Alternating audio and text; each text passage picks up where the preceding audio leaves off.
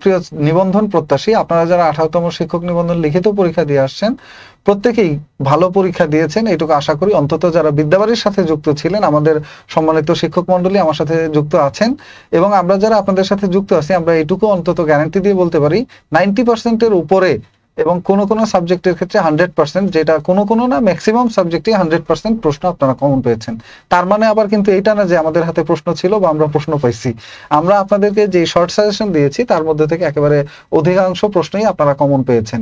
তো মোটামুটি যা লিখছেন বা না লিখছেন এটার মধ্যে আপনাদের কাট মার্কসটা কেমন হতে পারে, কোন সাবজেক্টে কত নাম্বার পেলে ভাইবার জন্য ডাক পেতে পারেন, যেহেতু আপনারা 17তম এবং 18তম এই দুইটা নিবন্ধন যারা পাশ করবেন এরাই ষষ্ঠ গণবিজ্ঞপ্তিতে অংশগ্রহণ করতে পারছেন। আর আগের যারা আছে এদের ম্যাক্সিমামেরই চাকরি অলরেডি হয়ে গেছে, 15 এবং 16তমদের। আর তার পেছনে যারা, ওনাদের বয়স 35 হয়ে গেছে, সো ওনারাও আর অংশগ্রহণ করতে পারবে না। তো এই বিষয়টার পূর্ণাঙ্গ বিশ্লেষণ করবেন আমার সাথে যে সম্মানিত শিক্ষক মন্ডলী রয়েছেন, ওনারা যে কোন সাবজেক্টে এখন কত নাম্বার পেলে এটা স্ট্যান্ডার্ড মার্ক ভাইবা দিতে পারবেন, এবং আমরা কি পড়িয়েছিলাম, কতটুকু কমন আসছে, কোন প্রশ্নটা কিভাবে লিখলে কত নাম্বার পেতে পারেন, কিভাবে লিখে আসছেন, এবং হলে আপনাদের যে আরো বিভিন্ন জটিলতা হয়েছে, স্যার প্রশ্নে 7টা পয়েন্ট দিছি 10টা দিতে পারি নাই, স্যার কোটেশনে এইভাবে লিখছি, এই সকল প্রশ্নের উত্তর দিবেন আমার সাথে যারা যুক্ত আছেন সম্মানিত শিক্ষক মন্ডলী, এই স্যাররা এই প্রশ্নগুলোর উত্তর দিবেন। তো চলেন একেবারে প্রত্যেকটা সাবজেক্ট নিয়ে স্যাররা আলোচনা করবেন। আমি ভেরি ফার্স্ট আপনাদেরকে প্রথম যে কথাটা বলতে চাচ্ছি, 18তম শিক্ষক নিবন্ধন লিখিত পরীক্ষা যারা দিলেন স্কুল পর্যায়ে এবং কলেজ পর্যায়ে, দুইটা পর্যায়ে সহকারী শিক্ষক এবং প্রভাষক পদের জন্য আপনাদেরকে নিয়েই আজকের আয়োজন। আশা করি আপনারাও যুক্ত থাকবেন এবং অন্যদেরকে মেনশন করে দিতে পারেন, অথবা লাইভ শেয়ার করলে বাকিরাও জানতে পারবে যে আপনাদের নিয়ে বিষয়টা ওভারঅল ফিলোসফির কাটমার্ক বলেন স্যার, উম্মে সালমা কিয়া, সব বিষয়ের কাটমার্কস বলবেন। এই যে স্যাররা আছেন, এই স্যাররা আসলে তারা শুধু তাদের সাবজেক্টে না, তারা মোটামুটি সবগুলো সাবজেক্টেই দক্ষ, বলতে পারেন এক কথায় জাহাজ। আমার সাথে আছেন সম্মানিত শিক্ষক ফুজাইল স্যার, আমার সাথে আছেন ওশান স্যার, আমার সাথে আছেন শ্রদ্ধেয় সোহাগ স্যার, আমার সাথে আছেন আমাদের শাওন স্যার। স্যাররা শুধুমাত্র তার সাবজেক্টে না, তারা মোটামুটি সব সাবজেক্টে বস বা জাহাজ বলা চলে। বাট যেহেতু একটা সাবজেক্ট ওনারা পড়াইছেন বা দুইটা সাবজেক্ট ওনারা পড়াইছেন, ওই বিষয়গুলো নিয়ে আলোচনা করবেন, পাশাপাশি অন্য সকল বিষয়ে আপনাদের যত প্রশ্ন আছে সবকিছুর উত্তর এই স্যাররা দিবেন। তো চলেন আমরা মূল অংশে চলে যাচ্ছি। মূল অংশে চলে গেলে এই যে বাংলা বিষয় চলে আসছে, বাংলা বিষয় আছে আমাদের শ্রদ্ধেয় ফুজাইল স্যার, এটা নিয়ে আলোচনা করবেন। কিন্তু আলোচনার আগে আমরা স্যারদের কাছ থেকে একটু ইন্ট্রো, অনেকখানি কথা বলে ফেলছি। Thank you Sajjad sir. আজকে আমরা উদ্দেশ্যটা হচ্ছে যে আপনারা পরীক্ষা দিয়েছেন, আমরা যখন পড়িয়েছিলাম আপনাদেরকে ক্লাসগুলোতে তখন কিভাবে বলেছিলাম এবং প্রশ্নগুলো কিভাবে এসেছে, এবং এইটা থেকে সার্বিক অবস্থান। একটা বিষয় আমরা যদি প্রথমেই বলি, প্রথমেই এনটিআরসি একটা নতুন একটা নিয়মে আসছে যে আগে একটা সময় ছিল যে অথবা দিয়ে প্রশ্ন আসতো, এই বছর এটা দেয়নি, বিধায় আমাদের অনেক শিক্ষার্থী একটু বিপাকে পড়েছে। তাহলে এর পরে আপনার কত নম্বরে কাটমার্ক আসতে পারে এই বিষয় নিয়ে আমি সর্বপ্রথম শুরু করব। তাহলে উশান স্যার। জি, আসসালামু আলাইকুম, সবাইকে স্বাগতম জানাচ্ছি বিদ্যাবাড়ি থেকে। তো যে বিষয়টা হলো, একটু আগে ফুজাইল স্যার বলেছেন যে অথবা বিষয়টা উঠিয়ে দিয়েছে, এরপরও যথেষ্ট প্রশ্ন একটু কঠিন মনে হয়েছিল শিক্ষার্থীদের কাছে, কিন্তু যেভাবে তাদেরকে দিক নির্দেশনা দিয়েছি, হয়তো এখানে তারা উপস্থিত আছেন, তো তারা ইনশাল্লাহ ভালো করতে পারবেন, কারণ দিক নির্দেশনা অনুযায়ী তারা লিখতে পেরেছেন, আশা করি এতটুকুই। আপনারা কে কোন সাবজেক্ট থেকে পরীক্ষা দিয়েছেন এটা একটু জানাবেন, তাহলে আমাদের সোহাগ স্যার কথা বলবেন। Thank you very much. Thank you very much. তো আসলে আমাদের যে ম্যাথের, আমি ম্যাথ স্কুল পর্যায়ে নিয়েছিলাম, রফিক স্যার ম্যাথ কলেজ পর্যায়ে নিয়েছে। তো ম্যাথের ক্ষেত্রে একটু জটিলতা পেয়েছে, কারণ 5টা প্রশ্নের মধ্যে 3টা প্রশ্নের আনসার দেওয়া লাগে। এই ক্ষেত্রে অনেকেই ওই আমাদের চ্যাপ্টার চুজ করতে হয়তো ভুল করেছেন। আগে 3টা চ্যাপ্টার পড়লেই 3টার আনসার দেওয়া যেত, বাট এখন তো 3টে চ্যাপ্টার পড়ে তো আর ওই বাধ্যতামূলক 3টা কোশ্চেন আনসার দেওয়া তো টাফ হয়েছে।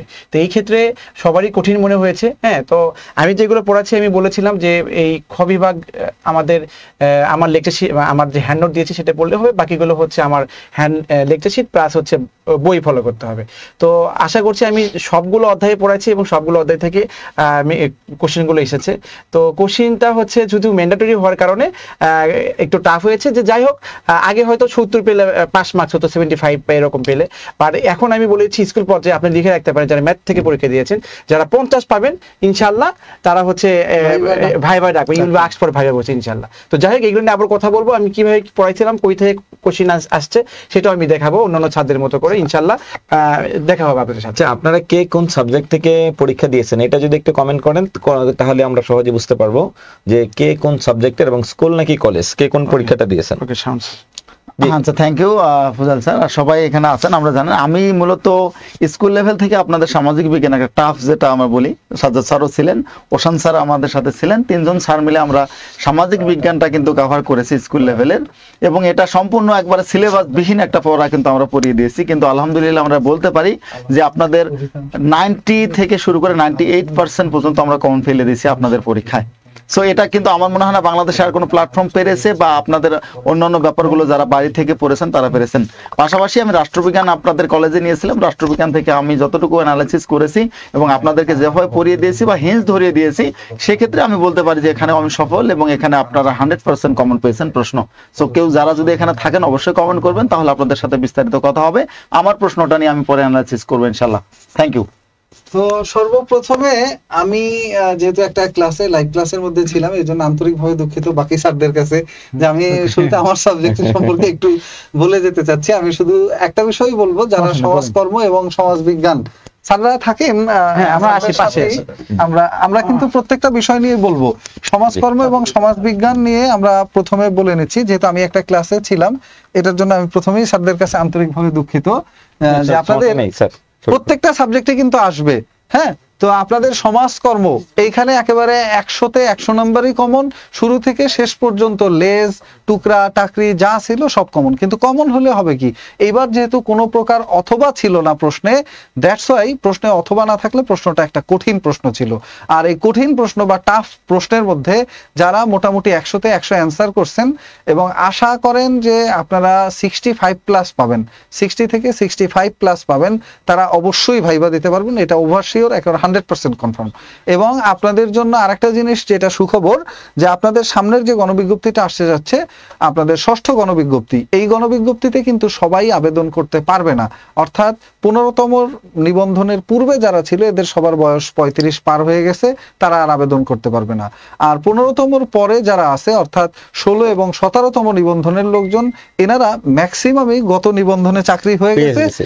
সারা আসেন, এরা গত নিবন্ধনে কিন্তু অলরেডি চাকরি পেয়ে গেছে, যার কারণে ওনারা কিন্তু আর আবেদন করতে পারবে না।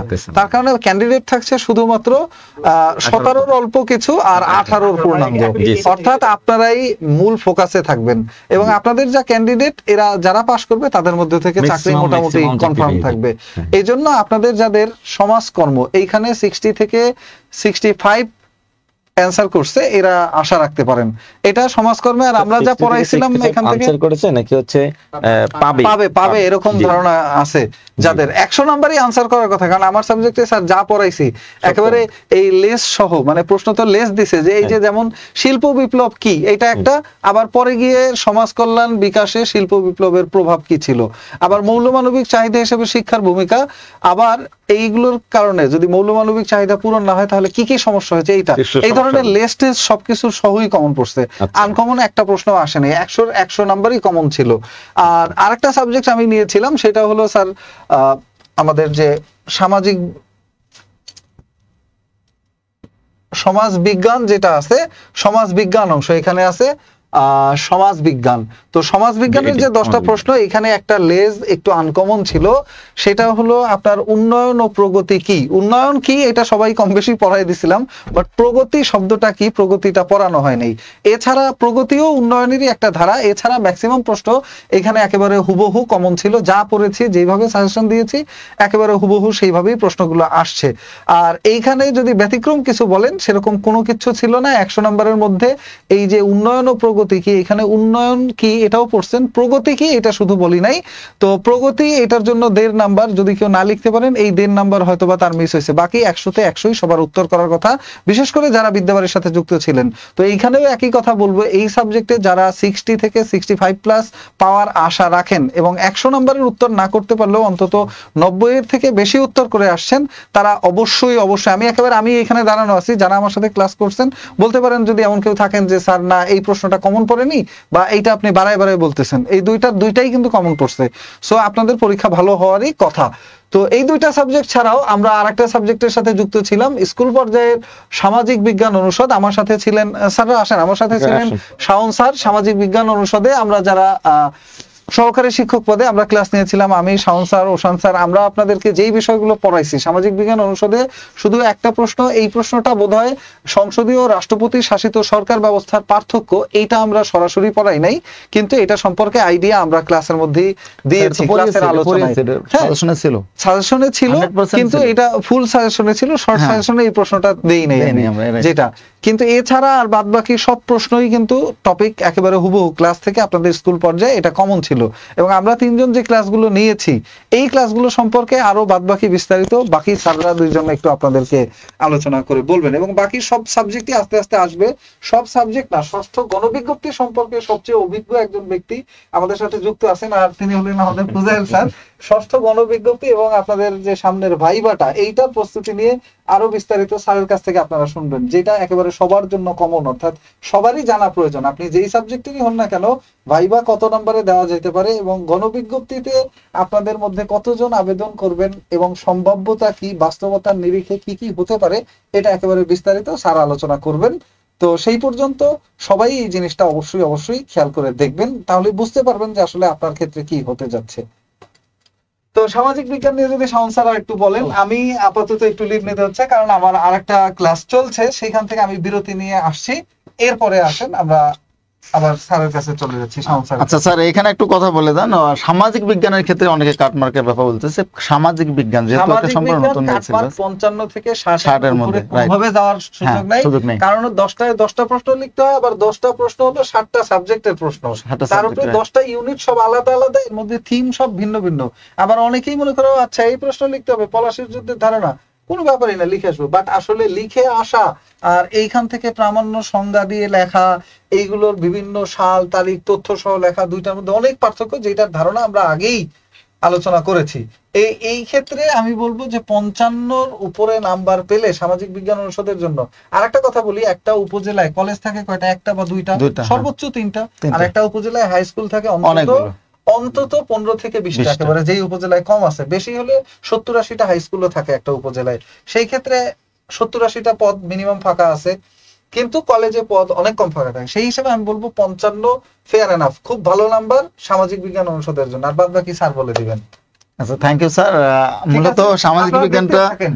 এবং আরেকটা কথা বলি আমি, আপনারা যারা যুক্ত আছেন অবশ্যই বাকিদেরকেও কানেক্টেড করতে পারেন, যাতে ওনারা যারা হতাশ আছেন, ভয়ে আছেন যে আসলে বোধহয় আমাদের কিছু হবে না, সবাইকে একটু কানেক্ট করতে পারেন, ওনাদেরকে মেনশন বা শেয়ার করতে পারেন যারা পরীক্ষার্থী ছিল, তাহলে ওনারা অন্তত হতাশাটা কাটুক।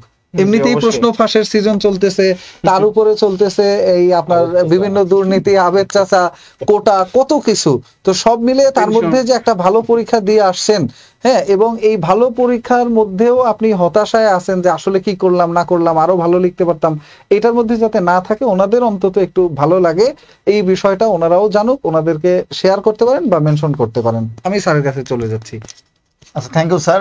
সামাজিক বিজ্ঞান নিয়ে আমি যেহেতু একটু সাজ্জাদ স্যার আলোচনা করলো, আমি ওশান স্যার সহ আমাদের ফজল স্যার আছেন, ওনার সহ একটু আলোচনা করবো। যেটা এখানে দেখতে পাচ্ছেন আপনারা, মোটামুটি সামাজিক বিজ্ঞানের যে প্রশ্নটা, আমরা কিন্তু পড়ানোর সময় বলেছিলাম যেহেতু 7টা বিষয়ের আপনাদের এখান থেকে কিন্তু পড়তে হবে, আর একটা স্টুডেন্ট কিন্তু সর্বোচ্চ একটা বিষয় বা দুটা বিষয়ে স্পেশালিস্ট হয়, এর বেশি কিন্তু কখনোই হতে পারে না। আর আপনাদের কিন্তু 7টা বিষয় থেকে এসেছে। দেখেন আপনারা ভালো করে যে সামাজিক বিজ্ঞানের ক্ষেত্রে আমরা আপনাদেরকে যা পড়েছিলাম, সাজ্জাদ স্যার বলে যে সংসদীয় সরকার, আমি কিন্তু এটা আপনাদেরকে সাজেশনে দিয়ে দিয়েছিলাম যে এটা আপনাদের আসতে পারে। তার মানে সাজেশনে আপনাদের আছে যারা যারা একবার 100% ফলো করেছেন, তারা কিন্তু সাজেশন থেকে এটা কমন পেয়েছেন। হয়তো ক্লাসে যদি সময়ের অভাবে বা 7টা সাবজেক্ট মেনটেন করা, আমরা কিন্তু আপনাদের 35টা 40টা ক্লাস দিয়েছিলাম, তাই না স্যার? হ্যাঁ, 40টার মতো আপনাদের ক্লাস দিয়েছিলাম শুধু এইটা বিষয় সামাজিক বিজ্ঞানে। অন্যান্য বিষয়গুলোতে আমরা 15টা করে ক্লাস দিয়েছি আপনাদের। সো এটা যদি আলোচনা করি, পুরোটা সিলেবাস আপনারা দেখেন শেষ দিন পর্যন্ত ভৌগোলিক অবস্থান আপনাদেরকে আমি পড়িয়ে দিয়েছিলাম। আপনারা মোটামুটি সবাই জানেন যে আমি এখান থেকে বনজ সম্পদটাও পড়িয়ে দিয়েছি, মানে লেসগুলো থেকেও আপনাদের হুবহু কমন পেয়েছেন আপনারা পরীক্ষা। এটা আসলে অসম্ভব একটা ব্যাপার ছিল। আর আমরাও সবচেয়ে কনফিউশনে ছিলাম যে এই সাবজেক্টটাকে আমরা কভার করতে পারবো কিনা, কারণ আমাদের জন্য একটা চ্যালেঞ্জ ছিল একটা সবচেয়ে আরেকটা বড়। বিষয়, আরেকটা বিষয় আমাদের হলো যে ইসলাম ইতিহাস সংস্কৃতি, এই কোশ্চেন পড়াইছে, এটা আমি নিজে চোখে দেখছিলাম। হ্যাঁ, নিজে চোখে দেখছি। আপনারা যারা ইসলাম ইতিহাস ক্লাস করেছেন তাদেরকে আমি ফার্স্টলি 11টা প্রশ্নের পিডিএফ উত্তর সহ আপনাদের কিন্তু দিয়েছিলাম, একটু গ্রুপে চেক দেন। সেখানে হুদাইবিয়া সন্ধি ছিল, আরবের সামাজিক অবস্থা এবং রাজনৈতিক অবস্থা দিয়েছিলাম, এবং 1, 2 নাম্বার এবং 3 নাম্বার ব্যাচে ধর্মীয় অবস্থাটা পড়িয়েছিলাম। ক্রাশ ব্যাচে ক্লাস কম থাকার কারণে, সময় না থাকার কারণে ধর্মীয় অবস্থাটা কিন্তু পড়ানোর সময় পাইনি। কিন্তু 1, 2 হ্যাঁ, কিন্তু 1, 2 এবং 3 নাম্বার ব্যাচে তাদের কিন্তু পরিপূর্ণভাবে এটা পড়িয়েছিলাম। তো দেখেন যে এখান থেকে যে প্রশ্নগুলো দিয়েছিলাম, হুদাইবিয়া সন্ধি, প্রাগ ইসলামী যুগে আরবের সামাজিক অবস্থা, ধর্মীয় অবস্থা, এই বিষয়টা কিন্তু আপনাদের কমন এসেছে। তার মানে এখান থেকে কিন্তু আমরা একটা কথা বলতে পারি যে 7টা বিষয় যেহেতু সবাই স্পেশালিস্ট হতে পারবে না, যেটা সাজ্জাদ স্যারও বলে গেলেন যে আসলে আপনারা এখানে 50 থেকে 55% মার্কস যদি কভার করতে পারেন তাহলে আশা করা যায় ভাইবার জন্য ডাক পাবে, এবং কেউ যদি 55 আপ করতে পারেন আপনারা চাকরিটাও হয়ে যাবে, কারণ অনেকগুলো স্কুল আছে, অনেকগুলো পোস্ট ফাঁকা আছে, পাস করলে চাকরি। আচ্ছা স্যার, যেহেতু আমার এখানে চলে এসেছে সমাজবিজ্ঞান, এই পাশে রাষ্ট্রবিজ্ঞান, এটা নিয়ে একটু আলোচনা করে ফেলি। হ্যাঁ, রাষ্ট্রবিজ্ঞানের ক্ষেত্রে আপনারা জানেন যে কলেজ লেভেলে রাষ্ট্রবিজ্ঞানের সবচেয়ে বড় যেটা ব্যাপার সেটা হচ্ছে আপনাদের এবার অথবা নেই। ঠিক আছে, এবার কিন্তু কোনো অথবা আসেনি, ডিরেক্ট একবার প্রশ্ন চলে এসেছে। আপনাদের মানে আমাদের বিদ্যাবাড়িতে যারা কোচিং করেছেন তাদের জন্য আমি বলি লাকি কপাল, যে এখানে কোনো প্রকার অথবা ছাড়া সবাই অথবা চিন্তা করে পড়েছে, একটা না পারলে আরেকটা হবে। এইভাবে হয়তো যারা বাইরে থেকে পড়াশোনা করেছে, বাড়িতে থেকে পড়েছে, অনেকের ক্ষেত্রে আনকমন প্রশ্নগুলো ছিল। কিন্তু এখানে আপনি দেখতে পারেন যে রাষ্ট্রবিজ্ঞানে আমি আপনাদেরকে যেগুলো পড়িয়েছি, প্রথমে দেখেন রাষ্ট্রবিজ্ঞানের সংজ্ঞা কি, রাষ্ট্রবিজ্ঞান অধ্যয়নের পদ্ধতি একবার প্রথমে দিন আমি আপনাদের পড়িয়েছিলাম। সংজ্ঞাটাকে অধ্যয়নের পদ্ধতি আমি কিন্তু গোল করে দাগ দিয়ে আপনাদের পড়িয়েছিলাম, যে প্রথমত হচ্ছে ঐতিহাসিক পদ্ধতি, এরপরে অনুধাবনমূলক, পরীক্ষণমূলক, এগুলো কিন্তু আপনারা সবাই মোটামুটি যারা এখানে স্টুডেন্ট আছেন তারা জানেন, একবার হুবহু কমন। মোট কথা একটুকু চেঞ্জ আসেনি আপনাদের ক্ষেত্রে এই রাষ্ট্রবিজ্ঞান থেকে। এখানে 3 এবং এখানে 7 মার্কগুলো একটু কাউন্ট করার চেষ্টা করবেন। এবং সর্বশেষ আমি যেটা বলবো, আপনাদের এখান থেকে পুরোপুরি ভাবে কমন পেয়েছেন। একটা প্রশ্ন আপনারা এখানে অনেকে বলেছেন, একটা প্রশ্নের ক্ষেত্রে সংসদীয় ব্যবস্থা, বিরোধী দলের ভূমিকা, এটা আমি আপনাদেরকে কিন্তু ক্লাসে পড়িয়ে দিয়েছি, হয়তোবা আপনাদের প্রশ্নে এটা দেওয়া হয় নাই। আর সর্বশেষ যদি একটা প্রশ্নের কথা বলি, যে ব্যক্তি স্বাতন্ত্র্যবাদ, একটা মাত্র আপনাদের এই যে 5 নম্বরের যে প্রশ্নটা আছে, একটা এটা আনকমন পাইছেন আপনারা, আর বাকি যা কিছু আছে 95% মার্ক কিন্তু আপনারা কমন পেয়েছেন আমাদের একবার পড়া থেকে, মূল পড়া থেকে। যারা এখানে আমার যদি কোনো স্টুডেন্ট থাকেন তারা আপনারা কমেন্ট করতে পারেন যে আপনারা আসলে পেয়েছেন কিনা। আমরা কখনো এগুলো চাপা মেরে কোনো কাজ করি না, কারণ আপনি যদি 95% মার্ক কভার করতে পারেন তাহলে আশা করা যায় যে আপনার চাকরিটা হবে। সো এই ক্ষেত্রেও আমি যদি কাটমার্কের কথা বলি, এবার যেহেতু এরকম করে আপনাদের কোনো প্রকার অপশন নেই অথবা নেই, তাহলে আশা করা যায় যে আপনি 65 বা 60 থেকে 65% মার্ক যদি কভার করতে পারেন, আপনি রাষ্ট্রবিজ্ঞান থেকেও একজন প্রভাষক হতে পারবেন, এটাতে কোনো প্রকার ভুল নাই। তাহলে আমরা কিন্তু আপনাকে ব্যক্তি স্বাতন্ত্র্যবাদ আমি যদিও ক্লাসে পড়াইনি, কিন্তু এটা আমি টাচ দিয়ে গেছিলাম আপনাদের, বারবার আমি বলেছি অনুধাবনমূলক হিসেবে পরীক্ষা আসতে পারে, উচ্চতর দক্ষতামূলক আসতে পারে, যেটা কিন্তু সত্যি হয়েছে। আর একটা সত্যি কথা বলি, যেটা যে এবার কিন্তু এনটিআরসি ব্যাপারটা ক্লিয়ার করে দেয়নি যে আপনাদের আসলে অথবা থাকবে না। যেহেতু অন্যান্য সময় অথবা ছিল, এই জন্য আমরা ভেবে নিয়েছিলাম যে অথবা থাকবে প্রশ্নে, বাট এবার ব্যাড লাক, যারা মূলত অথবা চিন্তা করে গেছেন তাদের জন্য খুবই খারাপ হয়েছে ব্যাপারটা। এই জন্য মার্কটা কমে আসবে আপনাদের কাটমার্ক, যে 60 থেকে 65-তে যদি থাকেন, শুধুমাত্র এই যে রাষ্ট্রবিজ্ঞান না, প্রত্যেকটা সাবজেক্টে আমার মনে হয়, ম্যাথে তো আরো কম, তাই না স্যার? ম্যাথে অনেক কম। যদি আপনারা এখানে 60 থেকে 65% মার্ক যদি কেউ কভার করতে পারেন বা এরকম নাম্বার যদি আপনার থাকে, তাহলে আপনি ভাইবার জন্য প্রিপারেশন নিতে পারেন একবার বিনা দ্বিধায়। এমনও হতে পারে যে আরো কমে আসতে পারে, 55 থেকে আসতে পারে, তবে 60 হচ্ছে আপনাদের জন্য সেফ মার্ক। যদি কেউ এটা মনে করেন যে কাটসাট করে আপনার এই মার্কটা থাকতেছে, আপনি তাহলে ভাইবার জন্য প্রিপারেশন নিতে পারেন। আর যারা নিচে একটু আছেন তারা আবার নতুন করে আপনারা নতুন করে পড়া শুরু করেন, আল্লাহ ভরসা, দেখা যাক কি হয়। আর বিদ্যাবাড়ি আপনাদের সাথে তো অবশ্যই আছে, আমাদের অ্যাডভান্স কোর্স আছে, প্রিলি টু রিটেন সহ আমাদের কম্বাইন্ড ব্যাচ আছে, সেগুলোতে আপনারা ভর্তি হয়ে যেতে পারেন খুব সহজে, খুব কম মূল্যে, কিন্তু আমরা আপনাদেরকে পুরো সার্ভিসটা দেব। আর আবারও বারবার বলে দিচ্ছি, আমরা কিন্তু যা পড়িয়েছি, সাজ্জাদ স্যারও বলে গেছে, আমরা কিন্তু প্রশ্ন ফাঁস করি নাই। হ্যাঁ, আমাদের এমন ভাবে আমরা পড়িয়েছি আপনাদেরকে যে আপনারা পুরোপুরি কমন পেয়েছেন। মানে এগুলো অ্যানালাইসিস করতে হয়েছে, প্রত্যেকটা টিচারকে প্রচুর পরিমাণ মানে কি করতে হয়েছে, পরিশ্রম করতে হয়েছে আপনাদের এই প্রশ্নগুলো কমন পাওয়ানোর জন্য। এই যে বাড়িতে হ্যান্ড নোট করা, আপনাদের জন্য এই পরিশ্রমগুলো আমরা শুধুমাত্র করেছি। সো আশা করি যে আপনারা ভালো পরীক্ষা দিয়েছেন, এবং এই ক্ষেত্রে আমরা আশাবাদী যে আমাদের কাছে যারা যারা মূলত পড়েছেন, আমাদের এখানে যারা কোচিং করেছেন বা যেটা আমাদের পরামর্শ নিয়েছেন, আমাদের লাইভ ক্লাসগুলো দেখেছেন বা ফ্রিতেও যারা ছিলেন, তারা ভালো কিছু করবেন এবং আমাদের সাথে অবশ্যই থাকবেন, এবং আগামীতে আপনারা স্কুলের টিচার হন অথবা কি হন, কলেজের প্রভাষক হন, এটা আশা করি আমরা, এবং আপনাদের প্রতি প্রত্যাশা হলো। সো আজকের মতো আমি চলে যেতে যাচ্ছি। আমি সোহাগ স্যার, ফজল স্যারকে একটু ডাকবো, এরপরে আমাদের ওশান স্যার আছে, অনেকগুলো সাবজেক্ট নিয়ে আসবে। সো ফজল স্যার এবং সোহাগ স্যারকে আমরা ডাকবো, ওনারা আপনাদের সাথে বিস্তারিত কথা বলবেন। থ্যাংক ইউ সবাইকে। Thank you, thank you. আমাদের ফজল স্যার ই করে ফেলবে।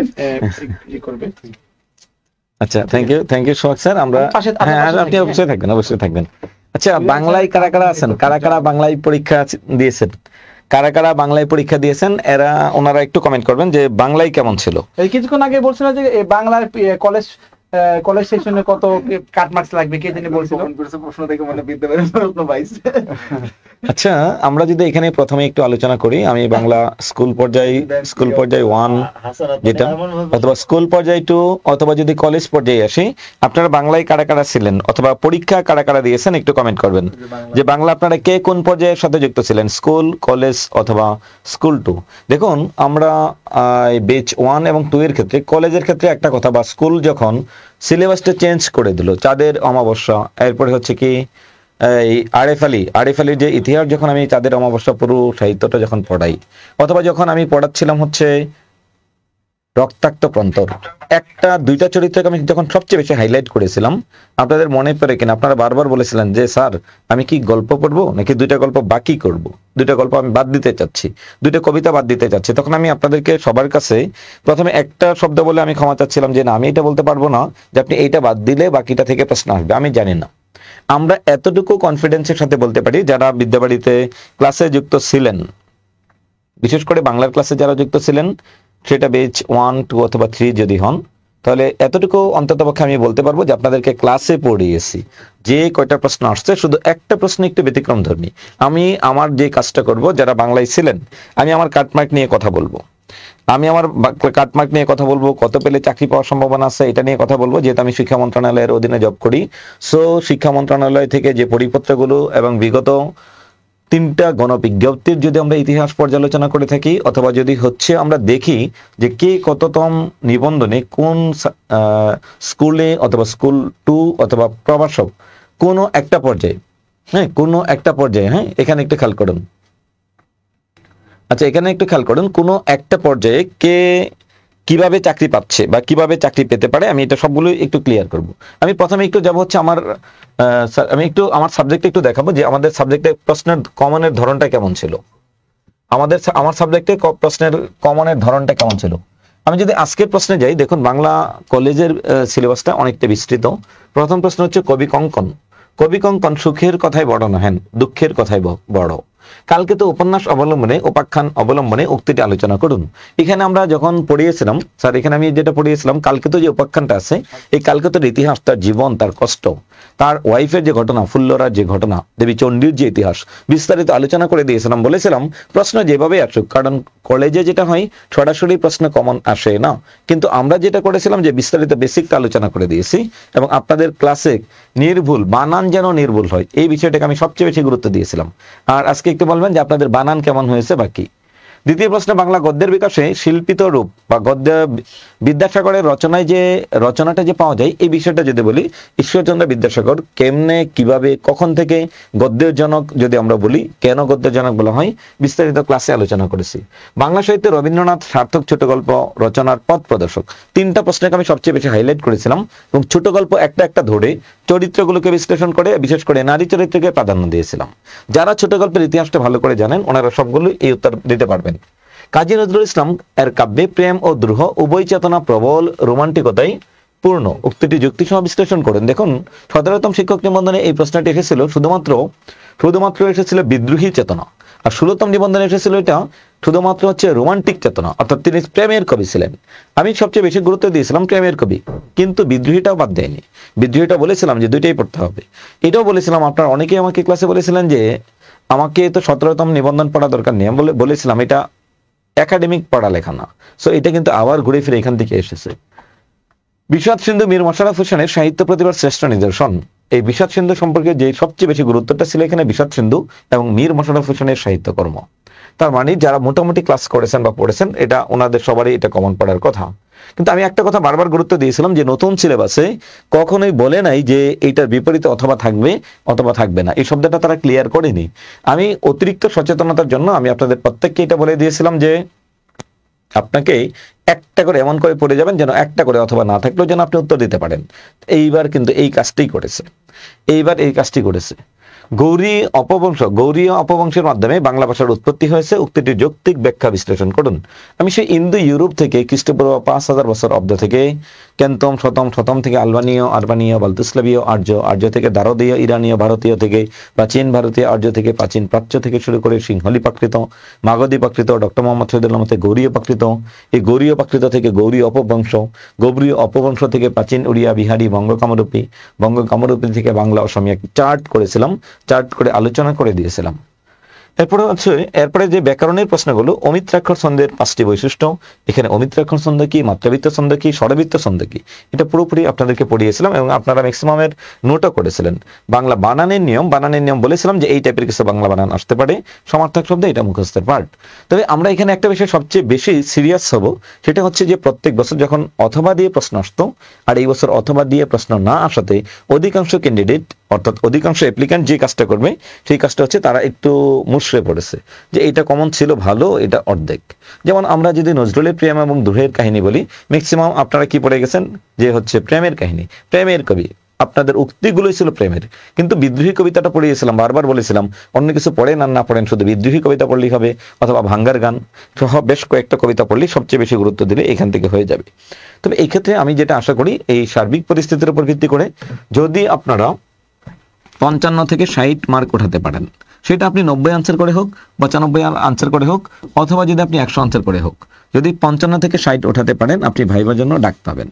তবে মনে রাখতে হবে এখানে পোস্টের সংখ্যা 500 প্লাস মাইনাস, আপনাদের জন্য প্লাস মাইনাস 500 পোস্ট হবে। তবে এখান থেকে চাকরি পাওয়াটা 60, একজন ধরেন আপনি 55 পেয়ে ভাইবা দিলেন, আরেকজন 85 পেয়ে ভাইবা দিল, এইটা আমরা এই মুহূর্তে বলবো না আপনার চাকরি নিশ্চিত, আপনি ভাইবার জন্য ডাক পাওয়ার সম্ভাবনা আছে, খুবই সম্ভাবনা আছে।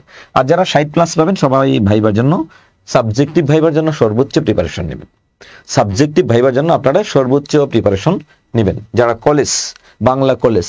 এরপরে আসুন, এরপরে আমরা যাচ্ছি হচ্ছে বাংলা স্কুল। গতকালকের প্রশ্ন বাংলা স্কুল, বাংলা স্কুলে দেখুন স্কুলের বিষয়টা একটু ব্যতিক্রম। এই বিষয়টা আমি বারবার, বিশেষ করে আমাদের তৃতীয় বেশ যারা ছিলেন বা ক্লাসে যারা ছিলেন সবচেয়ে বেশি গুরুত্ব দিয়েছিলাম। সাহিত্য, খেলা, প্রবন্ধ, লাস্টে আমি কয়েকটা গল্প এবং কবিতাকে আলাদা করে দিয়েছিলাম যে এই গল্পগুলো থেকে আসবে। মানে আমার যেটা ধারণা ছিল বিগত বছরের প্রশ্ন অ্যানালাইসিস করে, চন্দরা কহিলেন মরণ কখন বলেছিলেন, যখন সে বলেছিল তার হাজব্যান্ড যখন তার সাথে দেখা করতে যাই, শাস্তির ছোট গল্পের মধ্যে, এটা রবীন্দ্রনাথ ঠাকুরের নতুন সংযোজন। গত বছর এসেছিল কি ঐকতান থেকে, তখন বলেছিলাম যেহেতু ঐকতান নেই আর শাস্তি গল্পটা খুবই মজার, এই শাস্তি গল্প থেকে বিশেষ পীড়িত প্রশ্ন এসেছে বহুবার, বিশেষ রিটেনে বহুবার প্রশ্ন এসেছে, যার কারণে এটা সবচেয়ে বেশি গুরুত্বপূর্ণ, এটা সবচেয়ে বেশি গুরুত্বপূর্ণ। সো এই ক্ষেত্রে এই প্রশ্নটা আমরা বিস্তারিত আলোচনা করেছিলাম যে কিভাবে প্রশ্ন লিখবেন। বিদ্রোহী কবিতায় পুরাণ প্রসঙ্গ কি, অর্থাৎ হচ্ছে বেদ বেদান্ত কোনটা পুরাণ কোনটার মিথ, এর ব্যবহার কি। আপনাদেরকে খাতা যখন দেখেছিলাম তখন বারবার বলেছিলাম মিথ কি, এই মিথের ব্যবহারটা কি, পুরাণ। চাঁদের অমাবস্যার উপন্যাসে আরেফ আলীর ব্যক্তিক সংকট, এই যে আরেফ আলী যে যুবক শিক্ষক ছিলেন, এই তার সংশয়, আত্মবিশ্লেষণ, আত্মজাগরণের শিল্পভাষ্য, এখানে প্রত্যেকটা বিষয়কে আমি ক্লাসে আলোচনা করে দিয়েছিলাম। তার সংশয় কি, সে যে খুনের ঘটনাটা দেখেছিল সে কি দাদা সাহেবকে এটা বলে দেবে নাকি বলে দিবে না, আবার সে গোপন রাখবে কি রাখবে না, এখন সে যখন পুলিশে খবর দিবে কি দিবে না, এখানে তার অনেকগুলো বিষয় ছিল। এখানে পরাবাস্তবতার একটা ইতিহাস ছিল।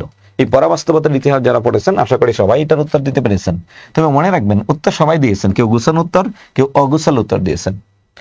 নারীর পশ্চাৎপদতার জন্য যে কারণগুলোর কথা বেগম রোকেয়া তার অর্ধাঙ্গী প্রবন্ধে উল্লেখ করেছেন, আপনার মনে পড়ে কিনা যে এই গল্পটা আমি বিস্তারিত পড়ে দিয়েছিলাম। গল্পটা বিশাল বড় হওয়া সত্ত্বেও অধিকাংশ আলোচনাগুলো আমরা করে দিয়েছিলাম অর্ধাঙ্গী গল্পে। এখন এই অর্ধাঙ্গী গল্প, এই অর্ধাঙ্গী, চাঁদের অমাবস্যা, বিদ্রোহী, শাস্তি, সাহিত্যে খেলা, এখানে কিন্তু খেয়াল করুন, এখানে এই প্রথম 4টা হচ্ছে বড় প্রশ্ন, এরপর থেকে কি ছোট প্রশ্ন। ছোট প্রশ্নগুলো কিন্তু আমি বলে দিয়েছিলাম যে এই জায়গা থেকে আসবে, এবং এটা আমার ক্রেডিট না, এটা আপনাদের ক্রেডিট যে আপনারা মোটামুটি যথেষ্ট গ্রহণ করেছেন। বর্ণমালা, আমার দুঃখিনী বর্ণমালা শামসুর রহমান স্যারের এই কবিতা বিস্তারিত আলোচনা করেছি। এখন আসুন সংক্ষেপে ইব্রাহিম কাদ্রির পরিচয় দাও। যে কয়টা পরিচয় পড়েছিলাম রক্তাক্ত প্রান্তর নাটকে, মনির চৌধুরী স্যারের রক্তাক্ত প্রান্তর নাটকে যে কয়টা চরিত্র পড়েছিলাম, যে হিরণবালার সাথে ইব্রাহিম কাদ্রি, বা ইব্রাহিম কাদ্রি মুসলিম হয়ে কেন অমুসলিমদের সাথে মারাঠাদের সাথে কেন যুদ্ধ করলেন, তার হাজব্যান্ড এক পক্ষে ওয়াইফ এক পক্ষে, জোহরার উক্তি কি, ইব্রাহিম কাদ্রির উক্তি কি, জোহরা ইব্রাহিম কাদ্রিকে বাঁচানোর জন্য কি কি কাজ করেছিলেন, বিস্তারিত আলোচনা করেছিলাম। যে কয়টা চরিত্র বিস্তারিত বলেছিলাম তার মধ্যে এটা হচ্ছে অন্যতম। প্রসঙ্গ উল্লেখপূর্বক ব্যাখ্যা। পৃথিবীর আলো আজ পর্যন্ত তাহার নাগাল পাই নাই, কোনোদিন পাইবেও না।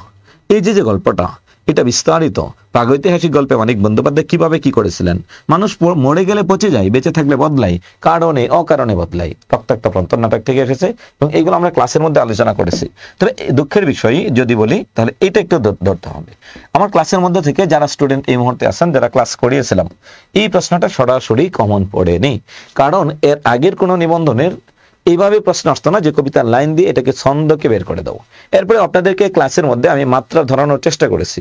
হ্যাঁ, মাত্রাবৃত্ত ছন্দ, অক্ষরবৃত্ত ছন্দ, স্বরবৃত্ত ছন্দ কি, কোন মাত্রার মধ্যে কতটা বৈশিষ্ট্য থাকে, কোনটা 4-4-4, কোনটা হচ্ছে 6-8, কোনটা 8+, কোনটার মাত্রা কয়টা, এটা যদি ধরতে পারেন তাহলে আপনি এখানে আমরা দুজন ভাসিয়ে এসেছি যুগল প্রেমের স্রোতে, অনাদিকালের হৃদয় উৎস হতে, আমরা দুজন ভাসিয়া এসেছি। তাহলে কি 4-4-6-6, এই যে 4-4-6-6 মাত্রাটা কি, এই মাত্রাটা আমরা আলোচনা করেছিলাম। এটা নতুন স্টাইল, এই স্টাইলের প্রশ্ন এনটিআরসি এর রিটেনে এর আগে কখনো আসেনি। সবসময় এসছে মাত্রাবৃত্ত ছন্দ কাকে বলে, বৈশিষ্ট্য, স্বরবৃত্ত ছন্দ কাকে বলে, বৈশিষ্ট্য, অক্ষরবৃত্ত ছন্দ কাকে বলে, বৈশিষ্ট্য। এইটা একটু ব্যতিক্রম ধর্মে এসেছে, যারা মাত্রা ধরতে পারেন বা অক্ষরটা ধরতে পেরেছেন তাদের জন্য এটা সবচেয়ে সুবিধা ছিল। আমরা কাটমার্ক পর্যালোচনা করবো তখন যখন আমার আলোচনাটা শেষ করি। বানান শুদ্ধিকরণ, এটা বলেছিলাম যে আপনারা পড়বেন, নত্য সত্য বিধানটা পড়িয়ে বানান শুদ্ধিকরণ বলে দিয়েছিলাম। অধ্বনির 5টা উচ্চারণ, অধ্বনির উচ্চারণ, এ ধ্বনির উচ্চারণ, ব ফলা, ম ফলা, জ ফলা, এই উচ্চারণগুলো আপনাদেরকে পড়িয়েছিলাম এবং বলে দিয়েছিলাম স্বরধ্বনি অথবা ব্যঞ্জন ধ্বনি, এই দুইটার মধ্যে স্বরধ্বনিটাকে প্রাধান্য দিতে। তাপ প্রবাহ বৃদ্ধির কারণ উল্লেখ করে পত্রিকায় প্রকাশের জন্য একটি প্রতিবেদন তৈরি করুন। প্রথম বেচে আমি প্রতিবেদন পড়াইনি, কিন্তু দ্বিতীয় বেচে প্রতিবেদন বিস্তারিত আলোচনা করেছি।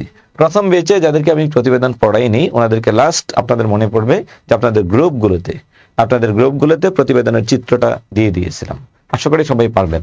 আর প্রতিবেদন আর মূল বিষয়টা হচ্ছে সেম, কিন্তু সাজানোর বিষয়টা একটু ভিন্ন। পারিভাষিক সংজ্ঞাগুলো আমরা যেটা দিয়েছিলাম আপনাদের গ্রুপে যে পিডিএফ গুলো আছে এখান থেকে এসেছে, তবে খুব বেশি কঠিন করে নাই। রচনার বিষয়টা যদি বলি, এটা আমরা যদি বলি সৌভাগ্যক্রমে অথবা যাই বলি না কেন, বিগত বছরের প্রশ্ন অ্যানালাইসিস করে এটাকে আমি সর্বোচ্চ গুরুত্ব দিয়েছিলাম। নারী শিক্ষা ও জাতীয় উন্নয়ন, আপনাদেরকে যে কয়টা পিডিএফ দিয়েছিলাম তার মধ্যে এটা একটা। বৈশ্বিক উষ্ণতাটা সরাসরি না দিয়ে আমি দিয়েছিলাম জলবায়ু, বাংলাদেশের জলবায়ু যে রচনা আর বৈশ্বিক উষ্ণতা একই বিষয়। বৈশ্বিক উষ্ণতা কেন বেড়েছে, স্মার্ট বাংলাদেশ না দিয়ে আমি দিয়েছিলাম ডিজিটাল বাংলাদেশ। ওই ডিজিটাল বাংলাদেশের পরিবর্তে স্মার্ট বাংলাদেশ, ভিতরে কাহিনী একটাই। রূপসী বাংলা এবং শিষ্টাচার, এটা হচ্ছে আগের সাথে মিল ছিল না, নতুন করে একটা ধারণা। তবে রূপসী বাংলার ক্ষেত্রে বলেছিলাম যে আপনি যেই কাজ করবেন, রূপসী বাংলা বনলতা সেন কবিতার কিছু লাইন দিবেন। হ্যাঁ, স্বদেশ প্রেম রচনা আসলে কি করবেন, 1-2 লাইন দিবেন। আমার রচনা যেখানে একটা প্রশ্ন কমন পড়লে এনাফ, মোটামুটি আপনাদের বেশ কয়েকটা পড়েছে। এই ক্ষেত্রেও যদি আমরা বলি, যতই সহজ আমরা বলি না কেন, যারা প্রিপারেশন নিয়েছেন, সঠিক দিক নির্দেশনা পেয়েছেন, ওনারা না হয় 60+ মার্ক ওঠানো সহজ।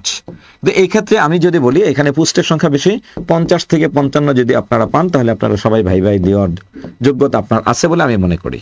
আর 55+ যারা পাবেন এদের চাকরি হওয়ার সম্ভাবনা আছে ইনশাল্লাহ আপনাদের ম্যাক্সিমামের চাকরি হওয়ার সম্ভাবনা আছে যারা 55+ পাবেন। যদি আপনার মনে হয় যে আপনি ধারণা করেন আপনি 55+ পাবেন, তাহলে আশা করি আপনারা সবাই চাকরি পাওয়ার উপযুক্ত হবেন। তো ভাইবাটা যেন বাদ পড়তে না হয়, এটা একটু খেয়াল করবেন, যেন ভাই আপনি বাদ না পড়েন। আমরা পার্ট 3, আমরা সর্বশেষ যাচ্ছি জুনিয়র শিক্ষকে। দেখুন, পরোপকারই ধর্ম, পরোপকার এই পরম ধর্ম, ব্যাখ্যা করুন। যার ভিতরে ভয় সেই বাইরে ভয় পাই। আচ্ছা, ঠিক যেন ফুলদানিতে জল দিয়া ভিজাইয়া রাখা বাসি ফুলের মতো। উক্তিটি বিশ্লেষণ করেন। বিলাসী, 18 বছর বয়স কি দুঃসহ স্পর্ধায় নেই, মাথা নোয়া বার্যকি, ঠাই নাই ছোট সেতরি, আমারই সোনার দানে গিয়েছে বড়ি। এই কবিতাগুলোকে একটা ধরে পড়িয়েছিলাম আপনাদেরকে। আশা করি উত্তর দিতে পেরেছেন।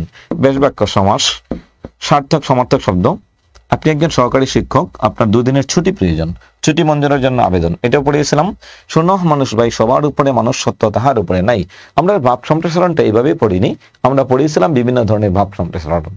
এই উক্তিটি করেছেন বাংলা সাহিত্যের মধ্যযুগের বৈষ্ণব পদাবলীর একজন কবি, তার নাম হচ্ছে চণ্ডীদাস। দেখুন, আপনারা অনেকেই আরো বেশ কিছু প্রশ্ন জানতে চাচ্ছেন। আমরা এক একজন আমাদের শিক্ষক মন্ডলী আসবেন, এসে ওনাদের বিষয়গুলো নিয়ে একটু আলোচনা করবেন। আপনাদের কার কার মতে কার কার কি কি প্রশ্ন আছে, বিশেষ করে যারা বাংলায় যারা পরীক্ষা দিয়েছিলেন ওনারা একটু কমেন্ট করবেন যে আপনাদের পরীক্ষা কেমন হয়েছে। পরীক্ষা মোটামুটি যাদের 50+ পাবেন, যারা বাংলায় ছিলেন। একজন লিখছেন রেজাল্ট দিতে কতদিন সময় লাগতে পারে। দেখুন, এটা সম্পূর্ণ অধিদপ্তর অর্থাৎ মন্ত্রণালয়ের ইচ্ছার উপর নির্ভর করবে।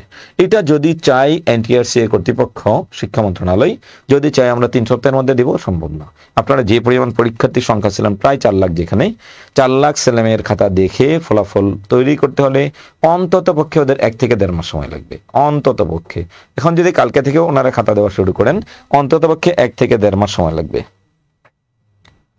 আচ্ছা, ওকে, এরপরে আসুন, এরপরে আমরা পরবর্তীতে অন্যান্য বিষয় নিয়ে আলোচনা করব। সো এই ক্ষেত্রে আমরা যদি দেখি ইংরেজি পার্ট আছে, এরপরে সারাংশ লিখুন, ট্রান্সলেশন লিখুন। জুনিয়র স্কুল যারা হচ্ছে মোটামুটি 50 পাবেন, এখানে পুস্তের সংখ্যা কম, পরিচয়ের সংখ্যাও কম। যদি 50 পান বাংলা এবং ইংরেজি মিলে, তাহলে মোটামুটি আপনার চাকরি হবে, মোটামুটি নিশ্চিতভাবে বলা যায় যে চাকরি হবে। আচ্ছা, যাই হোক, আমরা এতক্ষণ বাংলা অংশে ছিলাম। যদি বাংলা অংশে যারা আমার স্টুডেন্ট শিক্ষার্থী যারা আছেন, এরপরেও যদি কোনো জিজ্ঞাসা বা প্রশ্ন থাকে, তাহলে আপনি আমাদের সাথে পরবর্তীতে আবার যোগাযোগ রাখবেন। তাহলে আমরা এখন যাচ্ছি হচ্ছে সোহাগ স্যার, আমাদের ম্যাথ নিয়ে আলোচনা করবেন সোহাগ স্যার। এরপরে আসতেছেন আমাদের রোশন স্যার, আরবি, ইসলাম শিক্ষা এবং হচ্ছে ইসলামিক খ্রিস্টান কালচার নিয়ে। ঠিক আছে সোহাগ স্যার, আপনি একটু আপনার সাবজেক্টের বিস্তারিত কাটমাসটা অন্তত পক্ষে একটু বুঝিয়ে দেবেন। তবে এখানে স্যার আমি একটা কথা ওদেরকে বলে যাই যে আপনারা যে গণবিজ্ঞপ্তিতে আবেদন করবেন, মনে রাখবেন এই গণবিজ্ঞপ্তিতে যারা আবেদন করবে, যারা চাকরি পাবে, তাদের সিংহভাগ আপনারাই। অনেক পিছন থেকে 17তম নিবন্ধন থেকে অল্প কিছু সংখ্যক ছেলে মেয়ে আছে। আর এমনও হতে পারে কিছু কিছু সাবজেক্ট হবে আপনারা যে কজন ভাই পাস করবেন, তাদের সবাই চাকরি পাওয়ার পরেও কিছু পোস্ট ফাঁকা থাকবে যে আপনারা চাকরি মানে চাকরি আছে স্টুডেন্ট, এমনও হতে পারে অনেকগুলো বিষয়। তবে ওভারঅল যদি বলি, যারা 60 নাম্বার পাবেন, 60% নাম্বার কাউন্ট করতে পারবেন, যারা 60% নাম্বার কাউন্ট করতে পারবেন, 60, তারা সবাই ভাইবার জন্য উপযুক্ত হবে। ঠিক আছে স্যার, ম্যাথটা একটু ক্লিয়ার হয়ে গেছে। তো এখন হচ্ছে আমাদের ম্যাথে আসলে আমাদের ওই যে ম্যান্ডেটরি কোশ্চেনটা হচ্ছে সবগুলি দেওয়ার কারণে আমাদের প্রবলেম হয়ে গিয়েছে। তো অনেকেই হয়তো চ্যাপ্টার ওয়াইজ পড়াশোনা করেছে। তাই আমরা হচ্ছে দেখেন, আমরা গণিতের ক্ষেত্রে আমি যেটা পড়াইছিলাম স্কুল পর্যায়ে, হ্যাঁ, তো স্কুল পর্যায়ে পড়াইছিলাম, আমি নোট দিয়েছিলাম। নোট বলতে হচ্ছে গুরুত্বপূর্ণ নোট এবং বিগত কোশ্চেনগুলো ছিল মূলত এই নোটের মধ্যে। তো সবাই অনেকেই বলতো যে স্যার আমার আপনার নোট পড়লে কি হবে কিনা, যদি 5টার ভিতরে যদি 5টা দিত, 3টা আনসার দেওয়ার কথা বলতো, তাহলে সেই ক্ষেত্রে আমি বলছিলাম যে আমার নোট যদি পড়ে তাহলে সেই ক্ষেত্রে 70% বা 65% কমন পড়বে। কিন্তু আপনাকে ভালো প্রিপারেশনের জন্য অবশ্যই বই ফলো করতে হবে, অফকোর্স। এটা আমি আমার প্রত্যেকটা ক্লাসের ভিতরেই বলে দিয়েছি, যারা কোশ্চেন করেছে স্যার আপনার নোট পড়লে কি হবে কিনা। শুধু কি নোট পড়লে হয়? এটা তো ম্যাথের কোনো সাজেশন হয় না। তারপরেও আমি পরীক্ষার মানে কি ডেটের আগে 5-6 দিন আগে আমি একটা সাজেশনও দিয়েছিলাম যে আপনারা কয়দিন এগুলো প্র্যাকটিস করতে পারেন। তো যাই হোক, এখানে হচ্ছে ম্যাথের ক্ষেত্রে যেটা বলি আমি, হ্যাঁ, ম্যাথের ক্ষেত্রে এখানে অস্পষ্ট আছে কিছুটা। তো ম্যাথের ক্ষেত্রে দেখেন, আমি এই যে দেখেন ক্ষুদ্রতম, ঊর্ধ্বতম সীমা, বৃহত্তম নিম্ন সীমা, তো এই জিনিসগুলো হচ্ছে আমি আর্কিমিডিসের যে নিয়ম আছে সেটাতে আমি পড়াইছিলাম। হ্যাঁ, আরেকটা বিষয় দেখেন, প্রমাণ করো যে এটা তো আমার নোটই ছিল। আর নিম্নের অসমতা, এই জিনিসগুলো হচ্ছে ইন্টারমিডিয়েট সিলেবাস, এটা সবাই পারছে, সবাই পারে এটা।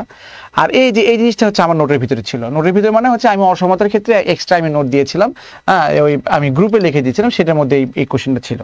আর আমি ধারাটা হচ্ছে আমি ধারা পড়াইছিলাম যে বৈদ্যুতিক ত্রিকোণমিতির ধারাটা পড়তে হবে, বা ধারার ভিতরে হচ্ছে ওই একই নিয়ম, যা শুধু আপনাকে প্র্যাকটিস করতে হতো। এটা আমি তো এই সবগুলো চ্যাপ্টারই তো পড়াইছি, তাই না?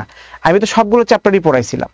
তাহলে এখন বলেন, এখন যে ডিরেক্ট এখানে হয়তো যে বই থেকে আসছে এই ধারাটা দেখে, তার মানে আমরা হচ্ছে 1, 2, 3 সবগুলোই আমরা পড়েছিলাম, সবগুলাই।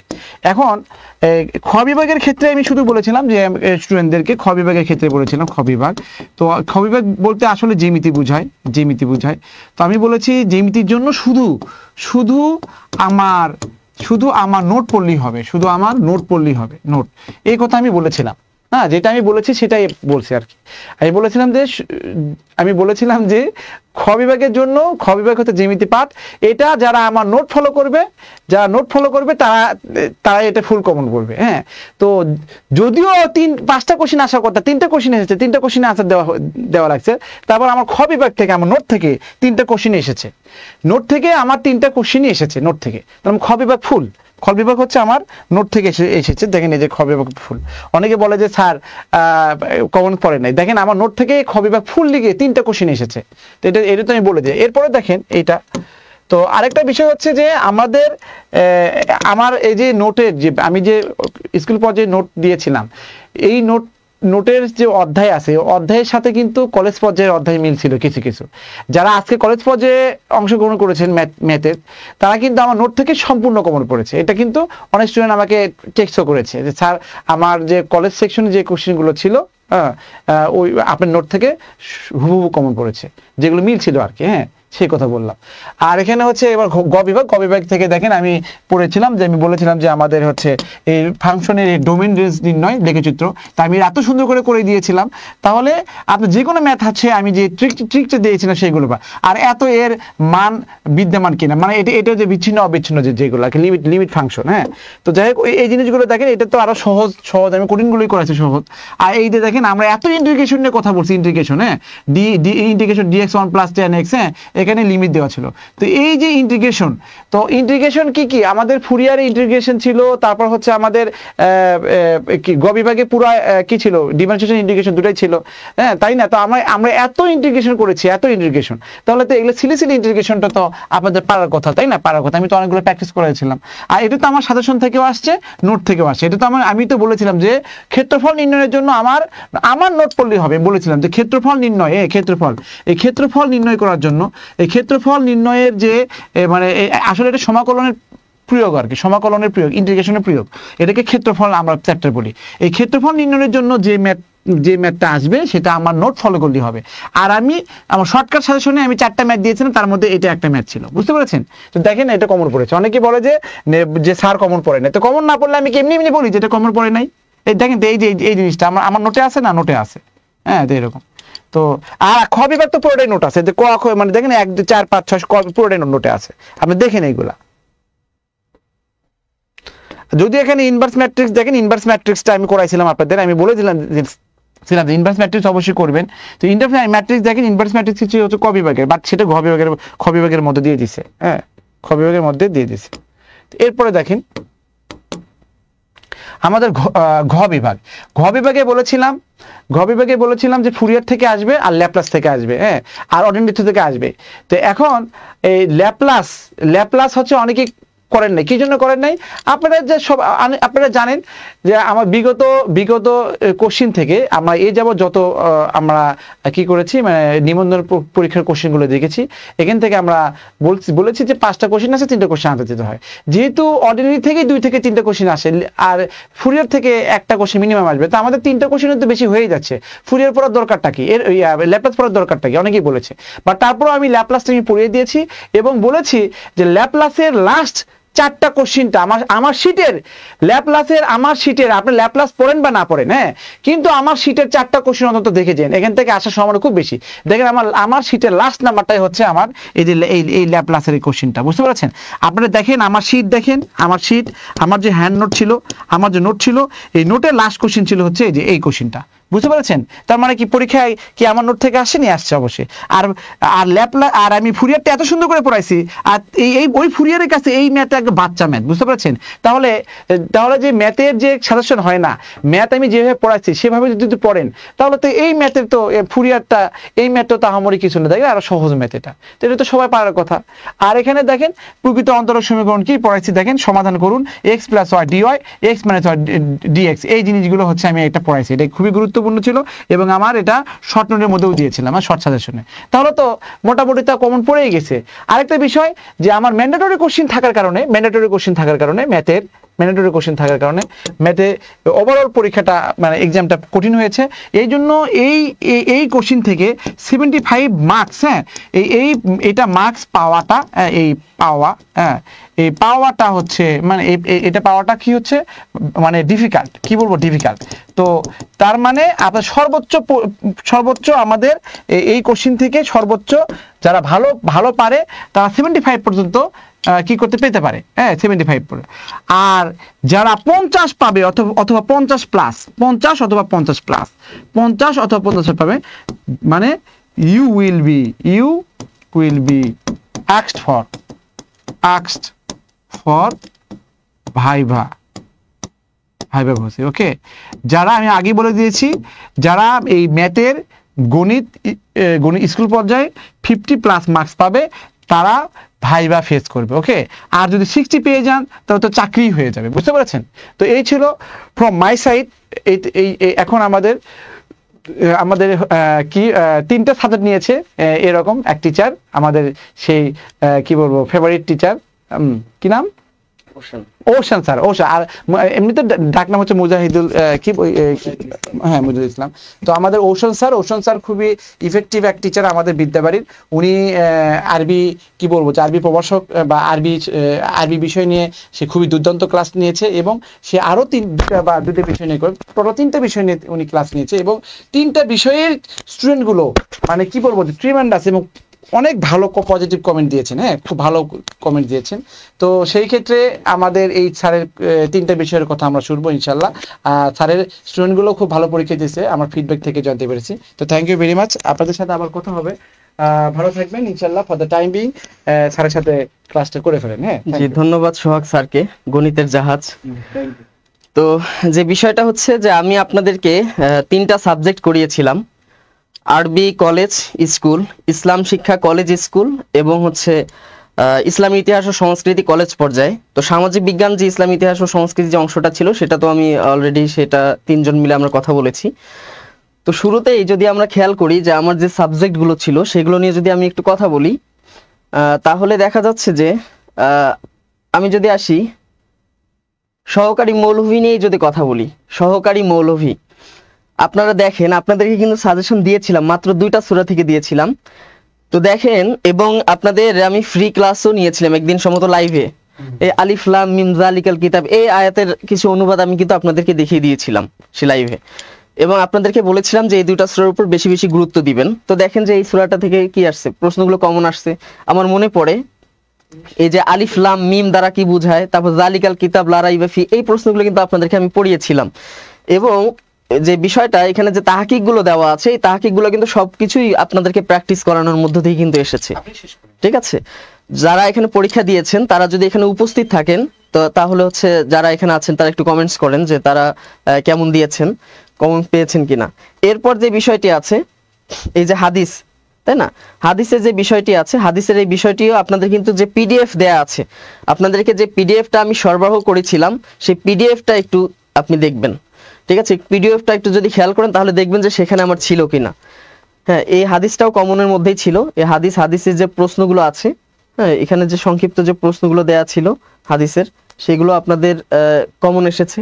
এবং আপনাদের যে বিষয়টা ক্লাসে অনেকেই বলেছিলেন আরবি ব্যাকরণের ক্ষেত্রে যদি আমি খেয়াল করি যে স্যার ফেলে মুজারে তো গত বছর এসেছিল, অনেকেই বলেছিলেন ফেলে মুজারে এসেছিল, এবার কি আসবে? আমি বলেছিলাম যে গত বছর এসেছিল আরবি, তখন তো ছিল বাংলায় লিখতে হবে, তো এবার তো হচ্ছে আরবিতে যেহেতু লিখতে হবে আপনাদের, তাহলে এটা আসলেও আসতে পারে, খুবই গুরুত্বপূর্ণ। দেখেন এটা কিন্তু চলে আসছে। এরপর ইসমে ফাইল কাকে বলে এটা আপনি পিডিএফটা একটু চেক করেন, আপনাদেরকে ফুললি যে পিডিএফটা আমি দিয়েছিলাম সেই পিডিএফটা একটু খেয়াল করেন যে সেখানে ইসমে ফাইল ছিল কিনা। আপনাদের পিডিএফে কিন্তু আমি দিয়ে দিয়েছিলাম ক্লাসের যে সাজেশনের পিডিএফটা ছিল। এবং সব থেকে যে মজার বিষয় সেটা ছিল যে আপনাদের এই যে বাক্য শুদ্ধির ক্ষেত্রে আপনাদের ক্লাসে বলেছিলাম যে এবার কিন্তু বাক্য শুদ্ধি অর্থাৎ কাওয়ায়েদ যাচাই থেকে খুব বেশি একটা কঠিন প্রশ্ন কিন্তু আসবে না। তো আপনারা হয়তো বা মিল পেয়েছেন। জি জি, আমি বারবার কিন্তু বলেছিলাম, উম্মে উনাইশা বলেছেন যে বারবার ফেলে মুজারের কথা বলেছিলেন, যে আমি কিন্তু বারবার বলেছিলাম যে এবার যেহেতু আরবিতে লিখতে হবে, কারণ যতগুলো আছে ফেলে মাজি, ফেলে মুজারি, ফেলে আমর, এগুলোর মধ্যে ফেলে মুজারিটাই হচ্ছে কি একটু ডিফারেন্ট টাইপের। আরেকটা বিষয় যে দেখেন যে বাক্য শুদ্ধি যেগুলো আসছে একদম সিম্পল, এই যে আশামসু তলা এগুলো কিন্তু আপনাদের করানো হয়েছিল, আপনি যদি একটু ভালো করে খেয়াল করেন, আপনাদের পিডিএফ এ দেয়া হয়েছিল, এগুলো কিন্তু আপনাদেরকে কিন্তু করানো হয়েছিল। তারপর রকিবুল জুমাল, মনে পড়ে আপনাদের আমি যে কয়েকটা তারকিব দিয়েছিলাম, ইন্নাল্লাহা আলা কুল্লি শাইইন কদির, এই তারকিবটা কিন্তু আপনাদেরকে করিয়েছিলাম, মনে পড়ে কিনা? সেই ক্লাসটার কথা মনে পড়েন? গ্রুপে কিন্তু এখনো ক্লাসগুলো রেকর্ড আছে, আপনাদেরকে পিডিএফ দেওয়া আছে। আচ্ছা,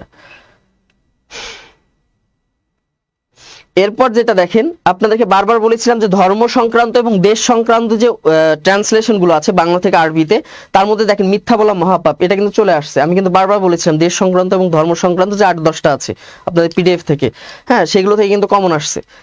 এরপর যে বিষয়টি আছে এখানে দেখেন, দরখাস্তের যে বিষয়টি, দরখাস্তটা একটু অন্য বিভিন্ন ধর্মী ছিল।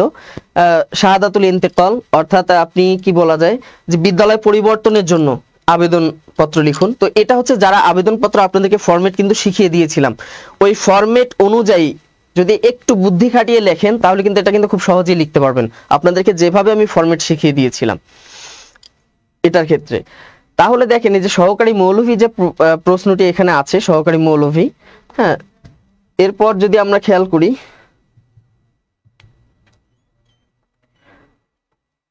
জি সহকারী মৌলভীর, তাহলে দেখেন যে সহকারী মৌলভীতে যেরকম প্রশ্নগুলো আসছে আপনারাই বুঝতে পারতেছেন যে কত সুন্দর করে আপনাদেরকে পড়িয়েছিলাম, পিডিএফ দিয়েছিলাম, বারবার আপনাদেরকে বলেছিলাম, আপনাদেরকে বারবার উৎসাহ দিয়েছিলাম। তো এখান থেকে যে বিষয়টা, অনেকেই গ্রুপে অনেক ধরনের কথা বলেছেন যে সহকারী মৌলভীতে 50+ পাইতে হবে, 60+ পাইতে হবে, অনেক কিছুই বলতেছেন। তো আমি যতটুকু আমি গবেষণা করেছি এবং যতটুকু আমি এটার সাথে যতটুকু ওতপ্রোতভাবে যতটুকু দেখেছি, সেই অনুযায়ী দেখলাম যে 16 এবং 17তমতে তখন কিন্তু বাংলা ছিল সহকারী মৌলভী, এরপর হচ্ছে সহকারী শিক্ষক ইসলাম ধর্ম, যেটা ইসলাম শিক্ষা, এবং জুনিয়র মৌলভী, 3টা প্রশ্ন কিন্তু একসাথে হতো এবং উত্তরগুলো ম্যাক্সিমাম হয়তো 15 থেকে 20 নাম্বার আপনাদের আরবিতে করা লাগতো। এবং এবার কিন্তু দেখেন তাহাকিক যদি আপনি সহ ধরেন তাহলে সহকারী মৌলভীতে 63 নম্বর কিন্তু আপনাকে আরবিতে লিখতে হচ্ছে, যদি তাহাকিকটা সহ আপনি যদি আরবিতে লিখে থাকেন। তাহলে আপনারা বুঝতেই পারতেছেন। আরেকটা বিষয় হচ্ছে 16 থেকে 17তম যে নিবন্ধন ছিল সেখানে 40 যারা পেয়েছেন, 40 পেয়েও কিন্তু তার কি হয়েছে, চাকরি হয়েছে। এরকম উদাহরণ কিন্তু শত শত আছে, আমার ক্লাসেও এরকম উদাহরণ আছে যে 41 পেয়ে তার কি হয়ে গেছে, জব হয়ে গিয়েছে।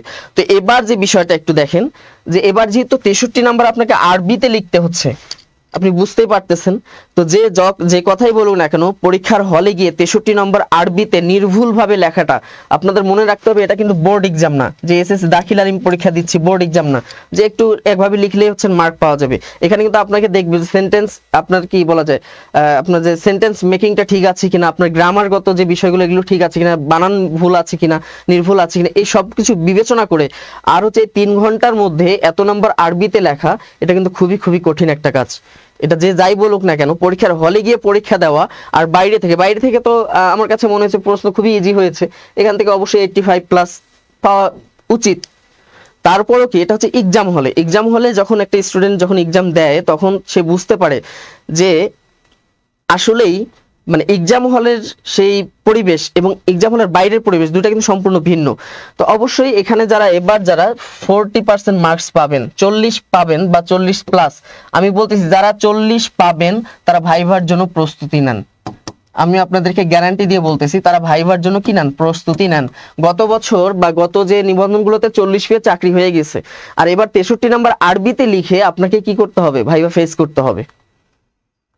ঠিক আছে, এই বিষয়টা কিন্তু মনে রাখবেন।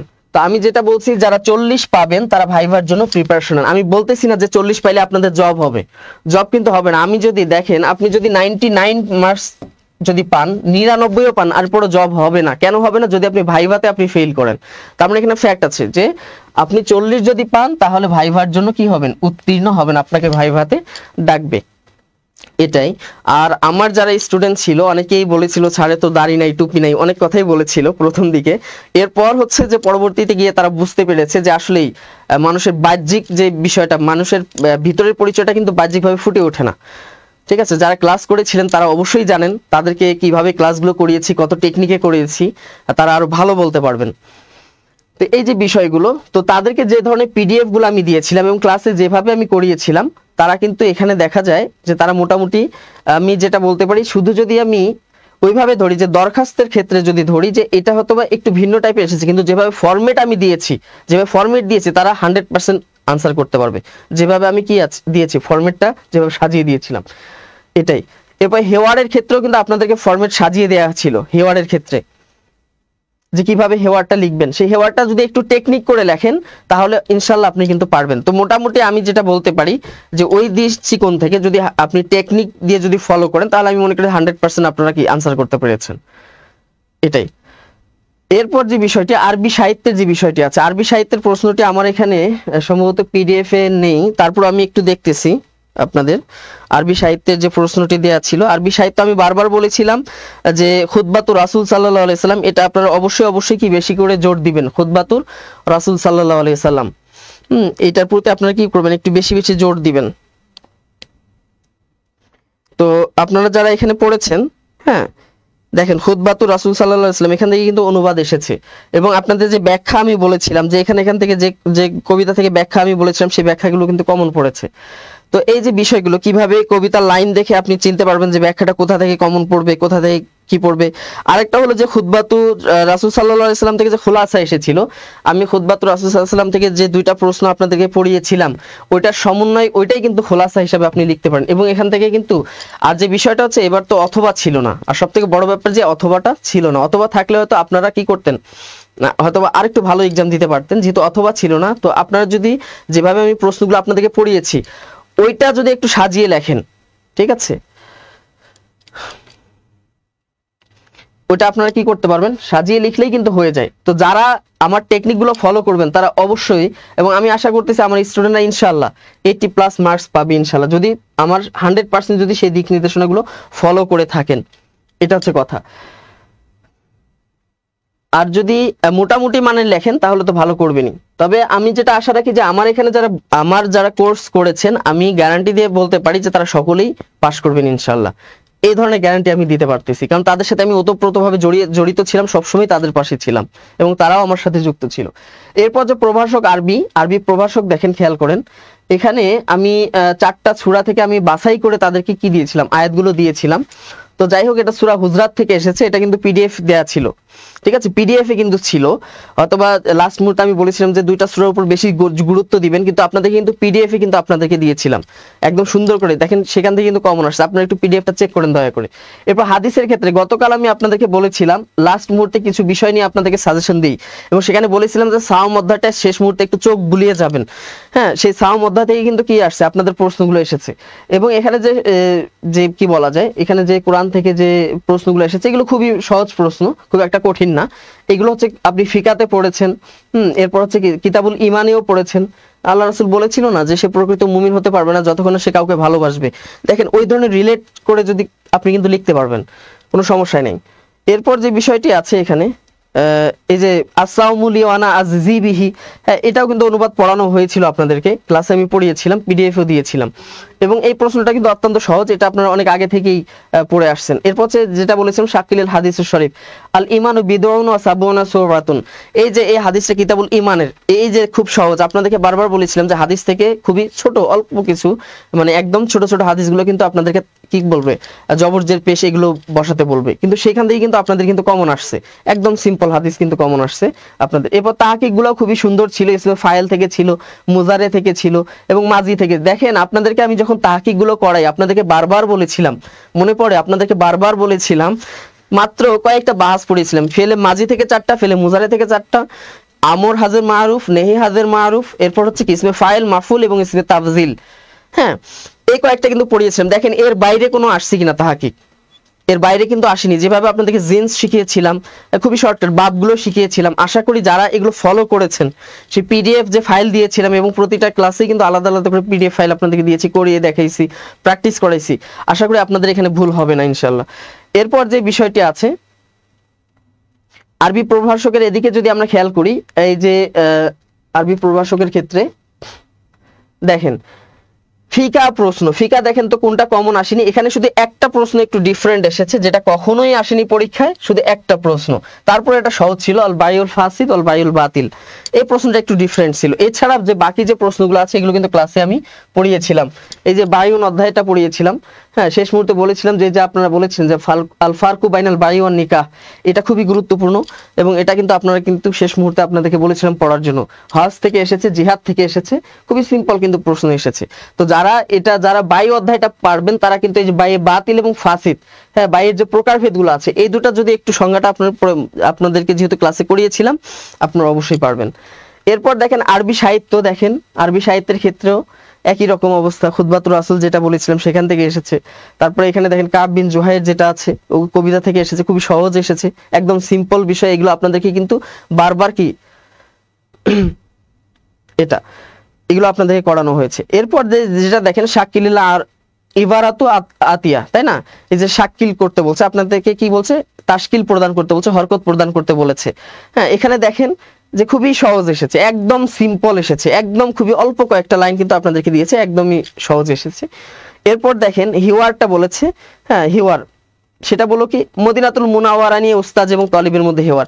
আচ্ছা মদিনাতুল মুনাওয়ারা নিয়ে উস্তাদ এবং তলিবের মধ্যে হেওয়ার যেভাবে আপনাদেরকে টেকনিকগুলো শিখিয়েছি, যেভাবে আপনারা শিখিয়েছি, হ্যাঁ এখান থেকে কিন্তু ইনশাআল্লাহ আপনারা কিন্তু করতে পেরেছেন। হ্যাঁ সবাই আমার গ্রুপে আমি কমেন্টস দেখেছি, তারা সকলে 100% অ্যান্সার করেছেন, কেউ 95% অ্যান্সার করেছেন সময়ের অভাবে, সকলে কিন্তু খুবই ভালো করে এক্সামগুলো দিয়েছেন। এরপর যে বিষয়গুলো দেখেন, তো এটা নিয়েও আমি পর্যালোচনা করব। এরপর যে বিষয়টি আছে এই যে দেখেন আপনাদেরকে বারবার বলেছিলাম আরবি প্রভাষকে যারা এখানে আছেন একটু প্লিজ একটু কমেন্টস করেন। আপনারা খুবই টেনশনে ছিলেন যে কাওয়ায়েদ যাচাই থেকে কি আসবে না আসবে, খুবই টেনশনে ছিলেন। আপনাদেরকে বারবার বলেছি যে ভাই এবার প্রথম সিলেবাস আপনারা কি করেন, খুবই সিম্পল প্রশ্ন আসবে, খুবই সিম্পল প্রশ্ন আসবে। যেহেতু অথবা নাই এই জন্য হয়তো আপনাদের কাছে একটু কঠিন লেগেছে, কিন্তু অথবা থাকলেও তো আপনাদের কাছে আরো সহজ লাগতো। এরপরেও যেভাবে প্রশ্নগুলো এসেছে একদম কি সিম্পল প্রশ্ন কিন্তু এসেছে, তাই না, একদম সিম্পল। যে কাওয়ায়েদ যাচাই, যে ইমলাউল ফারাক যেটা দেওয়া আছে, হ্যাঁ শূন্যস্থান পূরণ, খুবই সিম্পল বিষয়গুলো এসেছে।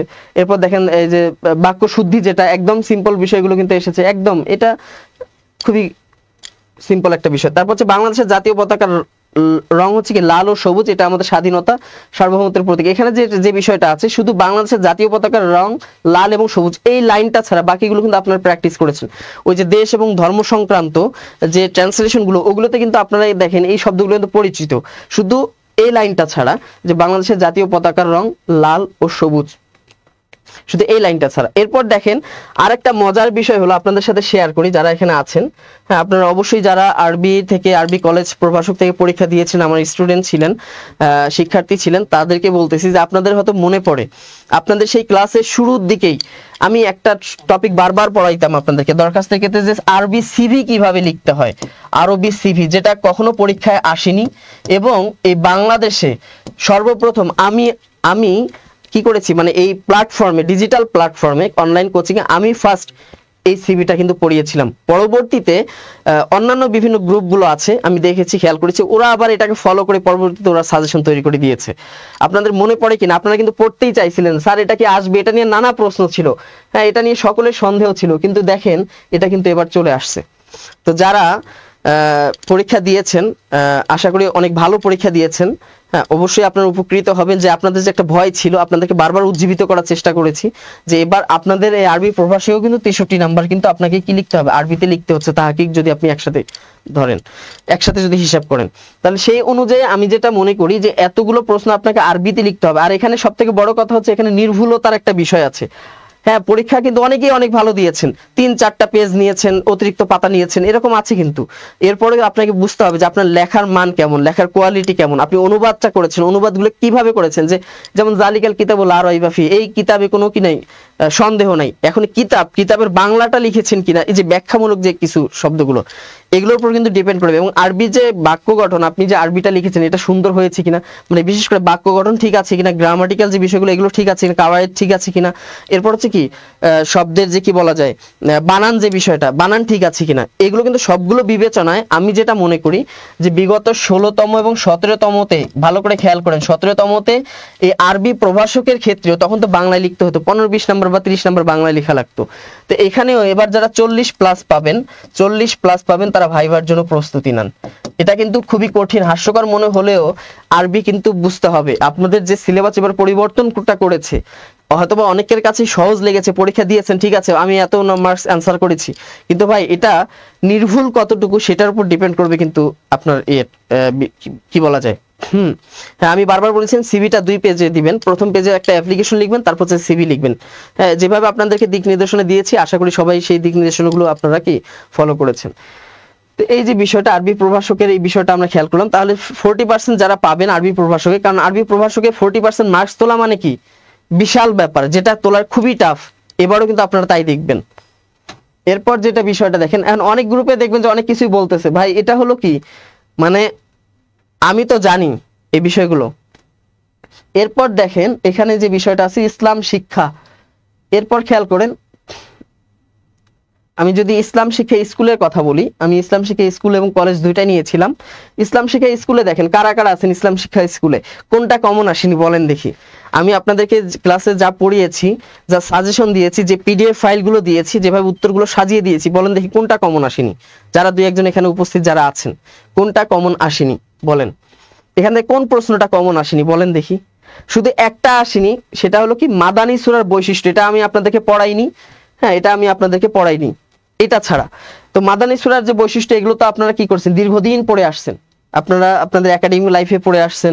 যদি মাদ্রাসা ব্যাকগ্রাউন্ডের হয়ে থাকেন তারা পড়ে আসছেন, যারা কলেজ ব্যাকগ্রাউন্ড থেকে এসেছেন, জেনারেল ব্যাকগ্রাউন্ড থেকে এসেছেন, তারা কিন্তু এটা বলতে পারেন। যেমন দেখেন ইসেম কত প্রকার, গায়রি মুনসারিফ, তারপর জাওয়াজিমুল মুজারে, এগুলো কিন্তু আমার মনে আছে। আমি একদম বাংলা করে করে আরবিটাকে বাংলায় লিখে লিখে যারা জেনারেল ব্যাকগ্রাউন্ড আছেন তাদের কিন্তু বুঝিয়েছিলাম। হ্যাঁ, এরপর যে নিকায়ের সংজ্ঞাধীন ওজুর ফরজ, ওয়াজিব ছেড়ে দিলে সালাত নষ্ট হয়ে যায় কিনা, মুস্তাফা লুৎফি মানফালুতির জীবনী, প্রকৃতি ইয়াতিম বলতে কাকে বুঝিয়েছেন, বারবার বলেছেন যে লাইসাল ইয়াতিমা, এটা কিন্তু আপনাদেরকে দিয়েছিলাম, মনে পড়ে কিনা। পিডিএফ গুলো একটু দেখেন, হ্যাঁ পিডিএফ গুলো একটু খেয়াল করেন, আমার ক্লাসগুলো একটু খেয়াল করেন দেখেন। এরপর হচ্ছে আলিফ লাম মিম জালিকাল কিতাব, দেখেন একদম শুরু থেকে এসেছে, একদম সিম্পল একটা হাদিস এসেছে, সিম্পল একটা। এই হাদিসটা কিন্তু আপনাদেরকে আমি কিন্তু পড়িয়েছিলাম ক্লাসে, একদম শব্দের অর্থ করে করে। আর আমি আপনাদেরকে যখন পড়িয়েছিলাম, সেটা ইসলাম শিক্ষা হোক, আরবি হোক, কলেজ স্কুল বা ইসলাম শিক্ষা কলেজ স্কুল, আমি কিন্তু যখন কোরআন হাদিস পড়েছি, প্রতিটা শব্দের অর্থ কিন্তু আপনাদেরকে লিখে লিখে কিন্তু আমি আপনাদেরকে আলাদা আলাদা করে প্রতিটা শব্দের অর্থ কিন্তু করে করে ভেঙে ভেঙে আপনাদেরকে করে দিয়েছিলাম, এবং সেটাকে যুক্ত করে কিন্তু অর্থ করে দিয়েছিলাম। আপনাদের হয়তো ক্লাসগুলো একটু দেখবেন আজকে রেকর্ড গিয়ে। এরপর দেখেন এই যে আলিফ লাম মিমের মর্মার্থ হুদাল্লিল মুত্তাকিন, মনে পড়ে আপনাদের? এগুলো কিন্তু ক্লাসে আমি পড়িয়েছিলাম, লিখে লিখে পড়িয়েছিলাম। এই যে ইল্লা বিহাক্কিল ইসলাম, মিসকাতুল মাসাবি গ্রন্থের বৈশিষ্ট্য, আমার মনে আছে একজন প্রশ্ন করেছেন, স্যার এই প্রশ্নটা কি আসবে, মিসকাতুল মাসাবির বৈশিষ্ট্যটা, হ্যাঁ এটা কি যুক্তিসঙ্গত? আমি কিন্তু আপনাদেরকে করিয়েছিলাম, একটু ক্লাসগুলো একটু ভালো করে খেয়াল করেন। এরপর দেখেন ইসলাম শিক্ষা কলেজ, তাহলে এই যে মোটামুটি আপনারা এখান থেকে আশা করি ইসলাম শিক্ষা স্কুল পর্যায়ে, ইসলাম শিক্ষা স্কুল পর্যায়ে ভাই বুঝতে হবে যে এখানে যেহেতু জেনারেল ব্যাকগ্রাউন্ড আছেন প্লাস মাদ্রাসা ব্যাকগ্রাউন্ড আছেন, তো সবকিছু হিসাব করে বিবেচনায় ইসলাম শিক্ষা স্কুল আরবি এগুলো থেকে কিন্তু ভালো মার্কস তোলা খুবই টাফ ব্যাপার। কারণ এখানে যারা খাতা দেখেন, খুবই স্কলার মানুষরা খাতা দেখেন। হ্যাঁ, এখানে কিন্তু এরকম না, অন্যান্য যে সাবজেক্টগুলো আছে যেমন এভারেজ একটা ধরা যায় 65+, 70+, অনেক গ্রুপে অনেক কথাই বলতেছে, অনেক গ্রুপে অনেক ধরনের কথাই বলতেছে। তবে আমি যেটা বলবো, যারা 45+ মার্কস ওঠাতে পারবেন, 45+ মার্কস ওঠাতে পারবেন ইসলাম শিক্ষা স্কুলে, তারা ভাইভার জন্য প্রস্তুতি নেন। ভাইভার জন্য আপনার চাকরি হবে এ কথা না বলতেছি না, আপনি 90 পাইতে পারেন, তারপর আপনার কি হবে না, জব হবে না, যদি না আপনি ভাইভাতে পাস করেন। কি করতে হবে, ভাইভাতে অবশ্যই পাস করতে হবে। এই জন্য আমি যারা বলতেছি 45+ যারা মার্কস, ইভেন যারা 40+ পাবেন তারাও আশা রাখতে পারেন। 45+ যারা মার্কস পাবেন তারা হচ্ছে কি আশা রাখতে পারেন ভাইভা, অবশ্যই আপনারা কি ভাইভা দিবেন, একদম এটা 100%। 45+ যারা পাবেন এরা 100% ভাইভা দিবেন। আর যারা বিলো 40 থেকে 45 এর মধ্যে যারা থাকবেন, তাদের সম্ভাবনা হচ্ছে এখানে আমি দিব 90% সম্ভাবনা আছে। কারণ এখানে ভাই এখানে বোঝা হচ্ছে এখানে কম্বিনেশন হবে, দুই গ্রুপের মধ্যে কম্বিনেশন হবে। আর একটা বিষয় হলো ইসলাম শিক্ষা কলেজ যে প্রশ্নটি, এটা অবশ্যই হতাশাজনক, খুবই হতাশাজনক একটা বিষয় ছিল যে বিভাগ যেটা আছে সর্বশেষ, যেটা একদমই সিলেবাসের বাইরে ছিল। এনটিআরসি থেকে যে সিলেবাসটি দেয়া হয়েছে, এনটিআরসি থেকে যে সিলেবাস দেয়া হয়েছে ইসলাম শিক্ষা কলেজ, সেটা থেকে একদম বাইরে থেকে এসেছে ওই প্রশ্নগুলো। এবং আরো কিছু কিছু প্রশ্ন ছিল যেটা একদম সিলেবাসের মধ্যেই ছিল না। আর বাদ বাকি যেগুলো আপনাদেরকে গতকালকেও বলেছি, যে যেহেতু অথবা থাকবে না, সবগুলো সূরা আপনারা পড়ে যাবেন। যে সিলেবাস আপনাদেরকে যে সাজেশনগুলো দিয়েছিলাম পিডিএফ, আপনারা যারা আছেন এখানে উপস্থিত, হ্যাঁ প্রশ্নটা স্পষ্ট প্রশ্নটা না পাওয়ার কারণে আমি এখানে মানে সময় সংক্ষিপ্ত থাকার কারণে এখানে প্রশ্নটা অ্যাড করা সম্ভব হয়নি, তবে আমি গ্রুপে আমি আপনাদেরকে দিয়ে দিয়েছি। আচ্ছা, তো এই যে বিষয়টা আপনাদের অবশ্যই মনে রাখতে হবে যে ইসলাম শিক্ষা কলেজ এটা কি একটা মানে অন্যরকম একটা ব্যাপার ঘটে গেছে, একদম সিলেবাসের বাইরে থেকে প্রশ্ন আসছে প্রায় 25 থেকে 30 নাম্বার, যেটা সিলেবাসেই ছিল না এই ধরনের প্রশ্ন করেছে। আর বাদ বাকি যে বিষয়গুলো সেগুলো কিন্তু আপনাদের পড়ানোর মধ্যেই ছিল। যারা পরীক্ষা দিয়েছেন তারা একটু দয়া করে গ্রুপে গিয়ে পিডিএফ এর সঙ্গে একটু মিলান, ক্লাসগুলোর সাথে একটু মিলিয়ে দেখেন যে কমন আসছে কিনা। আমি যদি একটু খেয়াল করি ইসলাম শিক্ষা কলেজ পর্যায়ে যে সূরা যে আপনাদেরকে সাজেশন যেগুলো দিয়েছিলাম, আপনারা যদি একটু খেয়াল করেন, হ্যাঁ, যে সাজেশনগুলো আপনাদেরকে আমি দিয়েছিলাম গ্রুপে, যে সূরার যে আয়াতগুলো আমি আপনাদেরকে দিয়েছিলাম, দেখেন তো এর ভিতর থেকে আসছে কিনা। যদি একটু ভালো করে মিলিয়ে দেখেন দেখবেন যে এখান থেকে কিন্তু কমন পড়েছে। ঠিক আছে, এখান থেকে কিন্তু আপনাদের কমন পড়েছে। তো ইসলাম শিক্ষা কলেজ পর্যায়ের অবস্থা খুবই ভয়াবহ। এখানে যারা আমি বলতেছি যে এখানে যেহেতু অবস্থা খুবই ভয়াবহ, কারণ অথবা নাই, এক হলো অথবা নাই, যারা জেনারেল ব্যাকগ্রাউন্ড থেকে এসেছেন তারা একটু সমস্যায় পড়বেন, আর পাশাপাশি যারা মাদ্রাসা থেকে এসেছেন তারাও সমস্যায় পড়বেন, কারণ অথবা নাই। কারণ সবাই তো আমরা জানি যে অথবা, এরপর আমি কিন্তু আপনাদেরকে বারবার সতর্ক করেছিলাম, গ্রুপে কিন্তু পোস্ট দিয়েছে অথবা থাকবে না, অথবা থাকবে না। এটা হ্যাঁ, এটা হচ্ছে কি, এটা হতে পারে। তো এই যে বিষয়টা, তো এখানে যারা আমি এখানে ইসলাম শিক্ষা কলেজ পর্যায়ে, ইসলাম শিক্ষা কলেজ পর্যায়ে যেটা খুবই হার্ড দেখা হয়, কলেজ পর্যায়ে ইসলাম শিক্ষা কলেজ, এখানে খুবই হার্ড খাতাটা দেখা, খুবই শক্তভাবে খাতাটা দেখা হয়। তো এখানে আপনারা আশা রাখতে পারেন, আমি বলে দিচ্ছি 45+ মার্কস যারা পাবেন তারা হচ্ছে ভাইভার জন্য প্রস্তুতি নেন, ভাইভার জন্য কি নেন, প্রস্তুতি নেন। এখান থেকেও মার্কস ওঠানোটা কিন্তু খুবই কঠিন, কারণ এখানে অনেক দলিল দিতে হয়, অনেক কিছু দিতে হয়, অনেক কিছু দিতে হয়। ঠিক আছে, এই একটা বিষয়। এরপর যদি আমি তাকাই তাহলে এই যে ইসলাম শিক্ষা স্কুল কলেজ আর সহকারী মৌলভী আরবি প্রভাষক, এই বিষয়টা চলে গেছে। এরপর যদি আমি আসি, সেই বিষয়টি হলো ইসলামের ইতিহাস এবং সংস্কৃতি। ইসলামের ইতিহাস এবং সংস্কৃতি কারা কারা আছেন এখানে বলেন, কোন প্রশ্নটা কমন পড়েনি একটু আপনাদের কাছে শুনতে চাই। আপনাদের লাস্ট ক্লাসেও আমি আপনাদেরকে যেভাবে আমি বলেছিলাম, আপনাদের পিডিএফ একটু দেখেন, ওখানে প্রায় 23-24টা প্রশ্ন দিয়েছিলাম, সেখান থেকে কমিয়ে লাস্ট ক্লাসে আপনারা বলছেন স্যার আর একটু কমিয়ে দেন, সেখানে মানে 10-15টার মতো মনে হয় আমি একদম কমিয়ে দিয়েছিলাম। হ্যাঁ, বিস্তারিত প্রশ্ন দেখেন, আপনারা যদি ভালো করে খেয়াল করেন। আপনাদেরকে বলি মদিনার সনদ, এটা বারবার পড়িয়েছিলাম, এই সনদের প্রধান ধারাগুলো বর্ণনা করুন, আমি পড়িয়েছি। এই সনদের গুরুত্ব পড়িয়েছিলাম, ফলাফল বলেছিলাম। এরপর হচ্ছে কি এই যে বিশ্ব ইতিহাসে এর অবস্থানটা কি রকম, এর তাৎপর্য বিশ্লেষণ করুন, এটাও আপনারা পড়িয়েছিলাম ক্লাসে। সেটা হলো যে জাতিসংঘ যে মানবাধিকার সনদ যেটা বলা আছে 1948 সালে 10ই ডিসেম্বর, জাতিসংঘ মানবাধিকার সনদ যে বিষয়টা আছে, সেখানে যে মানবাধিকার সংক্রান্ত যে ধারাগুলো সেগুলো কিন্তু এই মদিনার সনদ থেকে নেওয়া হয়েছে। এইভাবে কিন্তু আপনাদেরকে বুঝিয়ে বুঝিয়ে পড়িয়েছিলাম। তো এই মদিনার সনদ বিশ্ব ইতিহাসে কিভাবে এটা কি আছে, বিশ্ব ইতিহাসে দখল করে আছে তাৎপর্য, এটা কিন্তু ওই যে ওইভাবে কিন্তু গুছিয়ে লিখলেই কিন্তু হয়ে যায় আপনাদের। তো এই প্রশ্ন সম্পর্কে আপনাদেরকে পড়িয়েছে। এরপর বাইতুল হিকমা কি, এটা মনে আছে আপনাদের? বাইতুল হিকমা কি, বাইতুল হিকমা পড়িয়েছিলাম, একদম লিখে লিখে পড়িয়েছি, পিডিএফ দিয়ে পড়িয়েছি। বিজ্ঞানের পৃষ্ঠপোষকতায় খলিফা আল মামুনের যে অবদান, এটা একদম হুবহু কিন্তু কমন এসেছে। এরপর দেখেন প্রতিটা প্রশ্ন এখানে কমন আসছে, 2-1টা প্রশ্ন ছাড়া, সেটাও আমি আসতেছি। দিল্লি সালতানাতের সুদৃঢ়করণে গিয়াসউদ্দিন বলবনের গৃহীত পদক্ষেপগুলো, আপনারা পিডিএফটা একটু ওপেন করেন, যারা পরীক্ষা দিয়েছেন, আমার স্টুডেন্ট ছিলেন এখানে, শিক্ষার্থী ছিলেন, তারা একটু পিডিএফ ওপেন করেন, দেখতে পারেন। পিডিএফ ওপেন করলে দেখতে পাবেন যে কত নম্বর প্রশ্নগুলো আসছে। এরপর ইতিহাসে প্রথম পূর্ণাঙ্গ মসজিদ হিসেবে দামেস্ক মসজিদের স্থাপত্যিক বৈশিষ্ট্য, দামেস্ক মসজিদটা ক্লাসে আমি করিয়ে দিয়েছিলাম, আপনারাও চেয়েছিলেন যে স্যার এই প্রশ্নটা আমাদেরকে একটু করাবেন। এবং গতকালকে কিন্তু দামেস্ক মসজিদ সম্পর্কে আরো স্পেশালি আপনাদেরকে কি দিয়েছি, সাজেশন দিয়েছি, এবং কি উত্তরপত্র সহ আপনাদেরকে সাবমিট করে দিয়েছি। এরপর যে মুতাজিলা সম্প্রদায়, ক্লাসে অনেকেই বলেছিল স্যার মুতাজিলা না খারিজি পড়বো, অনেকে বলেছে স্যার মুতাজিলা বাদ দিলে কি হয় না, আমি বলছিলাম মুতাজিলা খারিজি দুটাই পড়বেন, বাধ্যতামূলক পড়তেই হবে, এই দুটা থেকে যে কোনো একটা আসবে। প্রশ্ন কিন্তু চলে আসছে। এরপর সংক্ষিপ্ত যে প্রশ্নগুলো দেখেন, জাজিরাতুল আরব, একদম ফার্স্ট ক্লাসে প্রথম দিনের ক্লাসে কিন্তু আপনাদেরকে জাজিরাতুল আরব সম্পর্কে আলোচনা করেছিলাম, সংক্ষিপ্ততে আলোচনা করেছিলাম। হ্যাঁ, সুলতান মাহমুদের সোমনাথ বিজয়, এটাও আপনাদেরকে পিডিএফ এ ছিল, সুলতান মাহমুদের সোমনাথ বিজয়। শুধু সম্রাট জাহাঙ্গীরের উপর নূরজাহানের প্রভাব, এই প্রশ্নটা আপনাদেরকে আমি পড়াইনি বা পিডিএফ এও দেইনি। এরপর কর্ডোবাকে ইউরোপের বাতিঘর কেন বলা হয়, এটা পিডিএফ ও দিয়েছি, পড়িয়েছি। এরপর যা ইসলামী জীবন ব্যবস্থা হাদিসের গুরুত্ব, এই প্রশ্নটা আমি পড়াইনি, পিডিএফ ও আমি দেইনি, শুধু এই 10 নম্বর ছাড়া, শুধুমাত্র এই 10 নম্বর ছাড়া বাকি যে প্রশ্নগুলো। তবে এই যে আপনারা তো ইতিহাস, ইসলামী ইতিহাস পড়েছেন, তো যারা পড়েছেন তারা অবশ্যই এই উত্তরগুলো দিতে পারবেন, তাই না? এই যে ইসলামী জীবন ব্যবস্থা হাদিসের যে গুরুত্ব, হাদিসের গুরুত্ব কি, এটা কিন্তু নিজে থেকেও দেওয়া যায়, যেহেতু আপনারা কি ইসলামের পঞ্চতন্ত্র এই বিষয়টা আপনারা পড়েছেন। তো ইসলামের ইতিহাস এবং সংস্কৃতিতে আপনারা যারা আমি বলি, সবসময় বলি, ইসলামী ইতিহাস এবং সংস্কৃতিতে যারা 65+ মার্কস পাবেন তারা ভাইভার জন্য প্রস্তুতি নেন। ভাইভার জন্য কি নেন?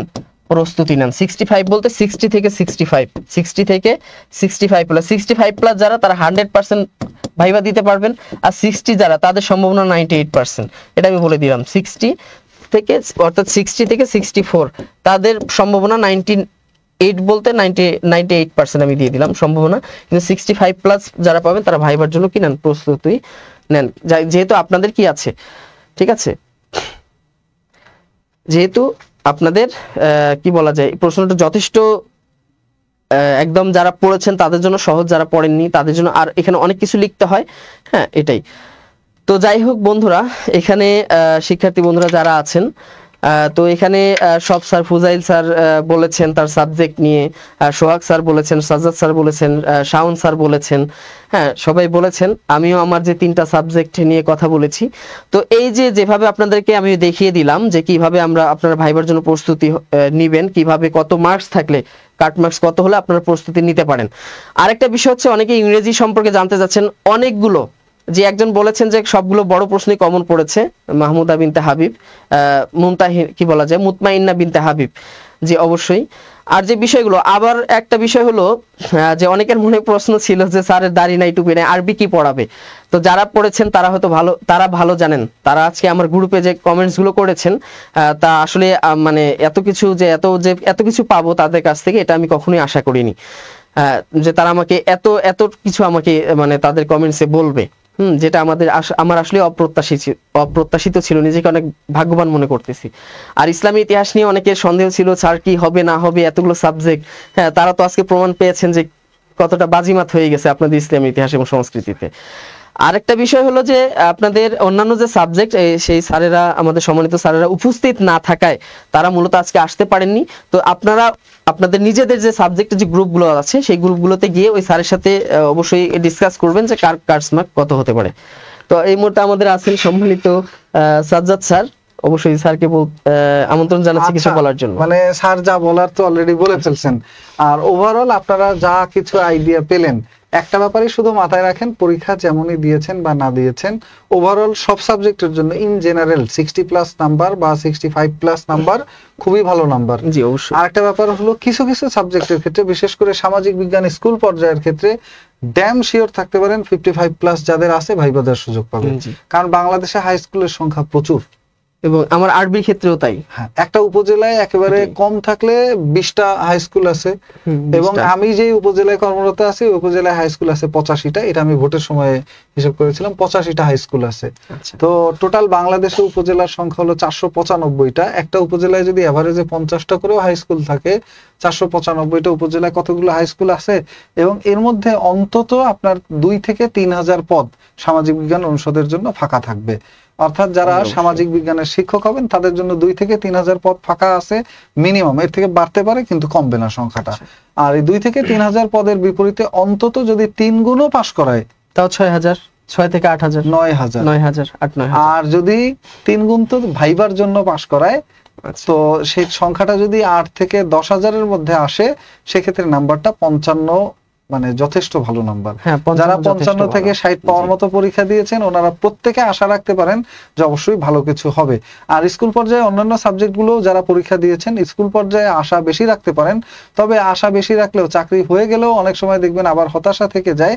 কারণ হলো এখানে বেতন 12,500 টাকা, আর 1,000 টাকা বাড়ি ভাড়া সহ 13,500 টাকা। তো এই জন্য এইখানেই থামবেন না, আর একটু সামনে আপনারা এগিয়ে যেতে পারেন। আরেকটু সামনে বলতে আরেকটু সামনের দিকে আগাইতে পারেন, আরো 2-1টা সরকারি চাকরি, একেবারে পিওর যেটা গভর্নমেন্ট জব, এরকম জবের চেষ্টা করতে পারেন। কারণ হাই স্কুলের ক্ষেত্রে কি হয়, হাই স্কুলে আর কোনো এক্সট্রা ফ্যাসিলিটিস নেই। আমাদের যেরকম 45% বাড়ি ভাড়া আছে, অন্যান্য ভাতার ব্যবস্থা আছে, হাই স্কুলে এটা নাই। এখানে শুধুমাত্র পিওর যে আপনার বেসিক, অর্থাৎ শুধু বেসিকটাই দিবে, শুধু বেসিকটাই দিবে, আর সাথে 1,000 টাকা বাড়ি ভাড়া, আর 500 টাকা চিকিৎসা। আপনার 25% আসে আপনার এই যে বোনাস ঈদের বোনাস। সময়, কোরবানির সময় বোনাসটা 25%, যেটা অন্য সকল চাকরিতে, সরকারি চাকরিতে 100%। 100%। এই জায়গায় একটা সমস্যা থেকে যায়। তো এগুলো হোক গিয়ে, কিন্তু দিন শেষে যদি আপনার চাকরিটা হয়ে যায়, তারপর না আপনি আবার একটা ভিত্তি পেলেন, এইখান থেকে লাভ দিয়ে আবার পরের সিঁড়িতে যেতে পারবেন। এটা আপনার উপরে ওঠার সিঁড়ির মতো, এই তাক থেকে এই তাকে থাকলে তখন এইখান থেকে আবার উপরের ধাপে যেতে পারবেন। এই জন্য আপনারা এটার জন্য ভালো করে প্রস্তুতি নেন, এখন খুব বেশি হতাশ না হয়ে। আবার সামনের যে সার্কুলার গুলো আসতেছে, যেহেতু বর্তমানে কোটা নিয়ে, যেহেতু বর্তমানে প্রশ্ন ফাঁস নিয়ে, অনেকগুলো ইস্যু নিয়ে অনেক বেশি চাপে আছে কর্তৃপক্ষ, তো আশা করা যাচ্ছে, এটা 100% শিওর থাকতে পারেন যে সামনের দিনগুলোতে চাকরির পরীক্ষায় একটা ভালো পরিবর্তন আসবে, এবং কেউই চাইবে না আর প্রশ্ন ফাঁস হোক বা এই ধরনের কোনো স্ক্যাম চলুক বাংলাদেশে। আর এটা যদি না হয়, সেক্ষেত্রে আপনাদের পরীক্ষাগুলো ফেয়ার হওয়ার সুযোগ বেশি থাকবে। জি, অবশ্যই। ফেয়ার পরীক্ষা হলে যারা মেধায় এগিয়ে থাকবেন, যারা ভালো পড়াশোনা করবেন, তাদের চাকরি পাওয়ার সুযোগ বেশি থাকবে বা ভালো থাকবে। তবে সামনে এটা হলো ফেয়ার হওয়ার সম্ভাবনাটাই বেশি, যেহেতু খুবই একটু বেশি। নড়ে চড়ে বসেছে। যেহেতু নড়ে চড়ে এটা অবশ্যই। বসেছে এবং এটা অনেক বড় পর্যায় পর্যন্ত চলে গিয়েছে, জি, এই জন্য অবশ্যই। আপনারা এইখানেই না থেমে, আপনারা এইটা তো পরীক্ষা শেষ হয়ে গেল, এখন ভাইবার জন্য অল্প বিস্তর আপনাদের যে নোট খাতাগুলো আছে, এই নোট খাতাগুলো ভালো করে পড়লেই হয়ে যাবে। পাশাপাশি অন্যান্য জিনিসগুলো একটু দেখবেন ভাইবার জন্য। আর ফাইনালি আরেকটা জিনিস, সেটা হলো আপনারা এখন অন্যান্য চাকরির জন্য, বিশেষ করে 11-20 গ্রেড বা বিসিএস এর জন্য যারা প্রিপারেশন নিতে চান, এই যে মাঝখানের গ্যাপ সময়টা, ফলাফলের আগে আগামী 5-6 মাস, এই সময়টা ভালো করে একটু ওইটার প্রস্তুতি নেন, তাহলে অবশ্যই ওই দিকেও আপনারা ভালো করতে পারবেন। এবং চূড়ান্ত লক্ষ্য আমার মতে একটা একেবারে 100% পিওর রেভিনিউ খাতের একটা সরকারি চাকরি হওয়াই উচিত, বা এটাই আমাদের সবার এটাই লক্ষ্য থাকে, এটা সবারই ওইটার জন্য কাম্য প্রস্তুতি লক্ষ্য। নিতে থাকেন। জি হ্যাঁ, তো এই ছিল মোটামুটি আমাদের আজকের আয়োজন। জি আজকের মতো আমরা কি বিদায় নেব নাকি? স্যার, এখানেই বিদায় নিয়ে নিই। আজকের মতো আমরা ঠিক এখানেই বলছিলাম। বিদায় নিব। তো আপনাদের সাথে আবারও দেখা হবে। টিম বিদ্যাবাড়ি আপনাদের সাথে আছে, এবং যারা 19তম নিবন্ধনের জন্য প্রস্তুতি নেবেন, যাদের পরীক্ষা খারাপ হয়েছে বা হতাশায় আছেন, তারা সবকিছু বাদ দিয়ে আবার 19তম বিসিএস 19তম নিবন্ধন প্রিলিমিনারির জন্য প্রস্তুতি নিতে থাকেন। এবং এটার জন্য বাজারের সেরা একটা গাইড বই আমাদের বিদ্যাবাড়ির, যে গাইড বইটা, একটা বইয়ের মধ্যে 4টা সাবজেক্টের পূর্ণাঙ্গ প্রস্তুতির ব্যবস্থা আছে। বইটা কেবল আজকেই মার্কেটে আসছে, এবং গতবার প্রায় সেরা একটা বিক্রিত বই বাজারের। ওইটার জন্য আপনারা ফোকাস রাখতে পারেন এখানে নতুন কেউ যদি থাকেন। তো সবাই ভালো থাকবেন, দেখা হবে আবারও অন্য কোনো সময়, অন্য কোনো সেশনে। সেই পর্যন্ত অনেক অনেক শুভকামনা। আল্লাহ হাফেজ। আল্লাহ হাফেজ।